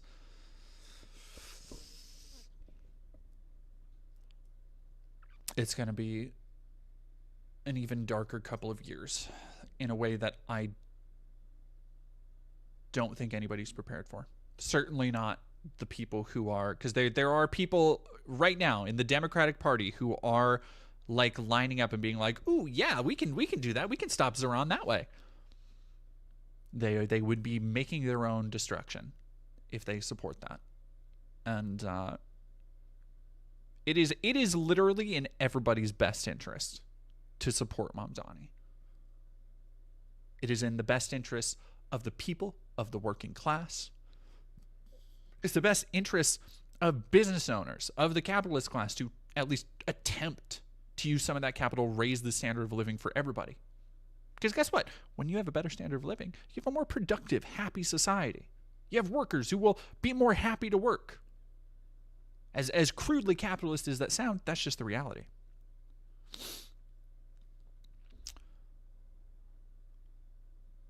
Yeah, if they arrest Mamdani for the threat he represents to capital and to the class, it's gonna get to be some real modern American dark ages. Like, it's gonna be rough, real rough. But people need to keep that in mind when I say things like, we are not finished fighting. Mamdani needs support to continue winning. And it is in, again, everybody's best interest to support this campaign, if only because this is the reason that this has gotten so much heat, so much flack from every side. This is the only genuinely populist movement that has gained any traction in the last couple years. And for a lot of people, myself included, I think it really represents some of the last shreds of hope that we might be able to turn something fucking around in this country, in this system. Get a foothold in the door of making things better for at least some of us. And if they really go all the way, extend the full power of the state to suppress that, the American people are left with really no recourse but to go with that old favorite, I believe it was Thomas Jefferson quote, about the Tree of Liberty. If Americans truly believe such a thing, I guess we'll find out if and when the time comes.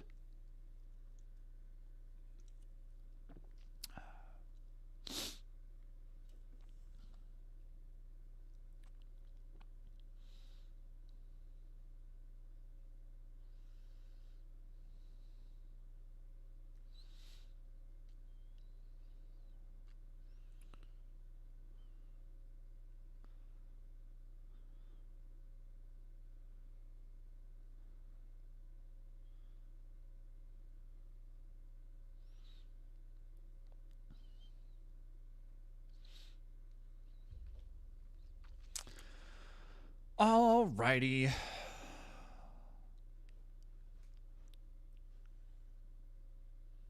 How are we feeling, chat?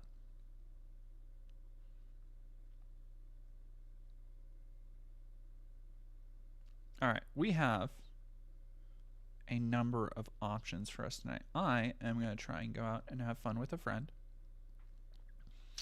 Yeah, so, okay, somebody, Draxus Stormscale, what's this about the Idaho shooter and Hellduck Dynasty? So, two things. One, we talked about the Idaho shooter at the beginning, so you just have to go back to being a stream for that.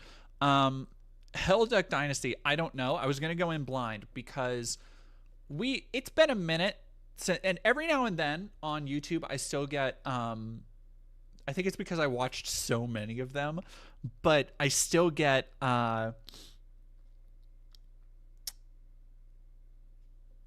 thumbnails and stuff from the Hate Church videos, because the Hate Church still uploads their sermons and shit.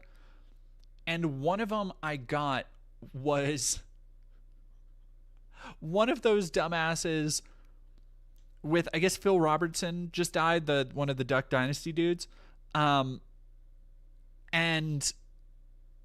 it was like a picture of Phil Robertson in like flames and saying like, Phil Robertson is burning in hell. And that was the name of the sermon. And I'm like, I can't not watch that. I can't not watch one of these psychos talk about how another Christian nationalist psycho is burning in hell. Like there's got to be good there. So I do have the link to that. But I think we're going to save that for another stream, because I want to just like, I think that'll be more fun for like a chill stream. And that would be fun to like kick around and put on like Death Stranding or something. I haven't played new Death Stranding. I've been working my way through old ones, so I think I might try and play some of that this weekend. Yeah, that was the old guy with the beard. Was that the one with the beard really narrowing it down?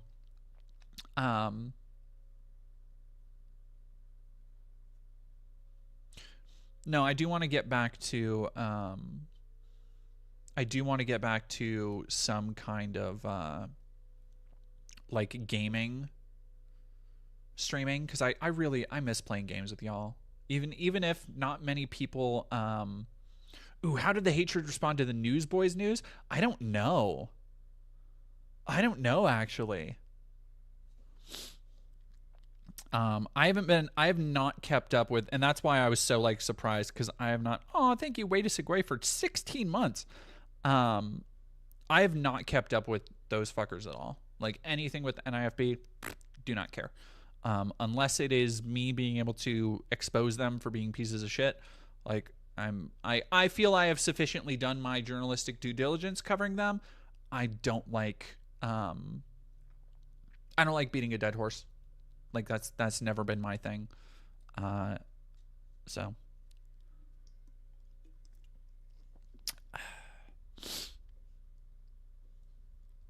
there's an error fetching my channels.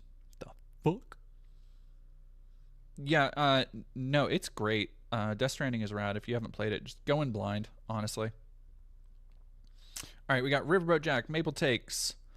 We could watch Lyra. Okay, let's go. We're going to go to a friend of mine, a trans streamer who does a lot of really good work. Please go follow, like, subscribe.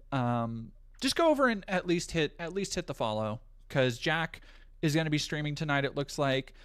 Jack's doing a chill stream, so we're going to go say hi to Lyra Lore. And yeah, go tell him I sent you. Say hello. And I want you to all have a wonderful rest of your night. And thank you for watching.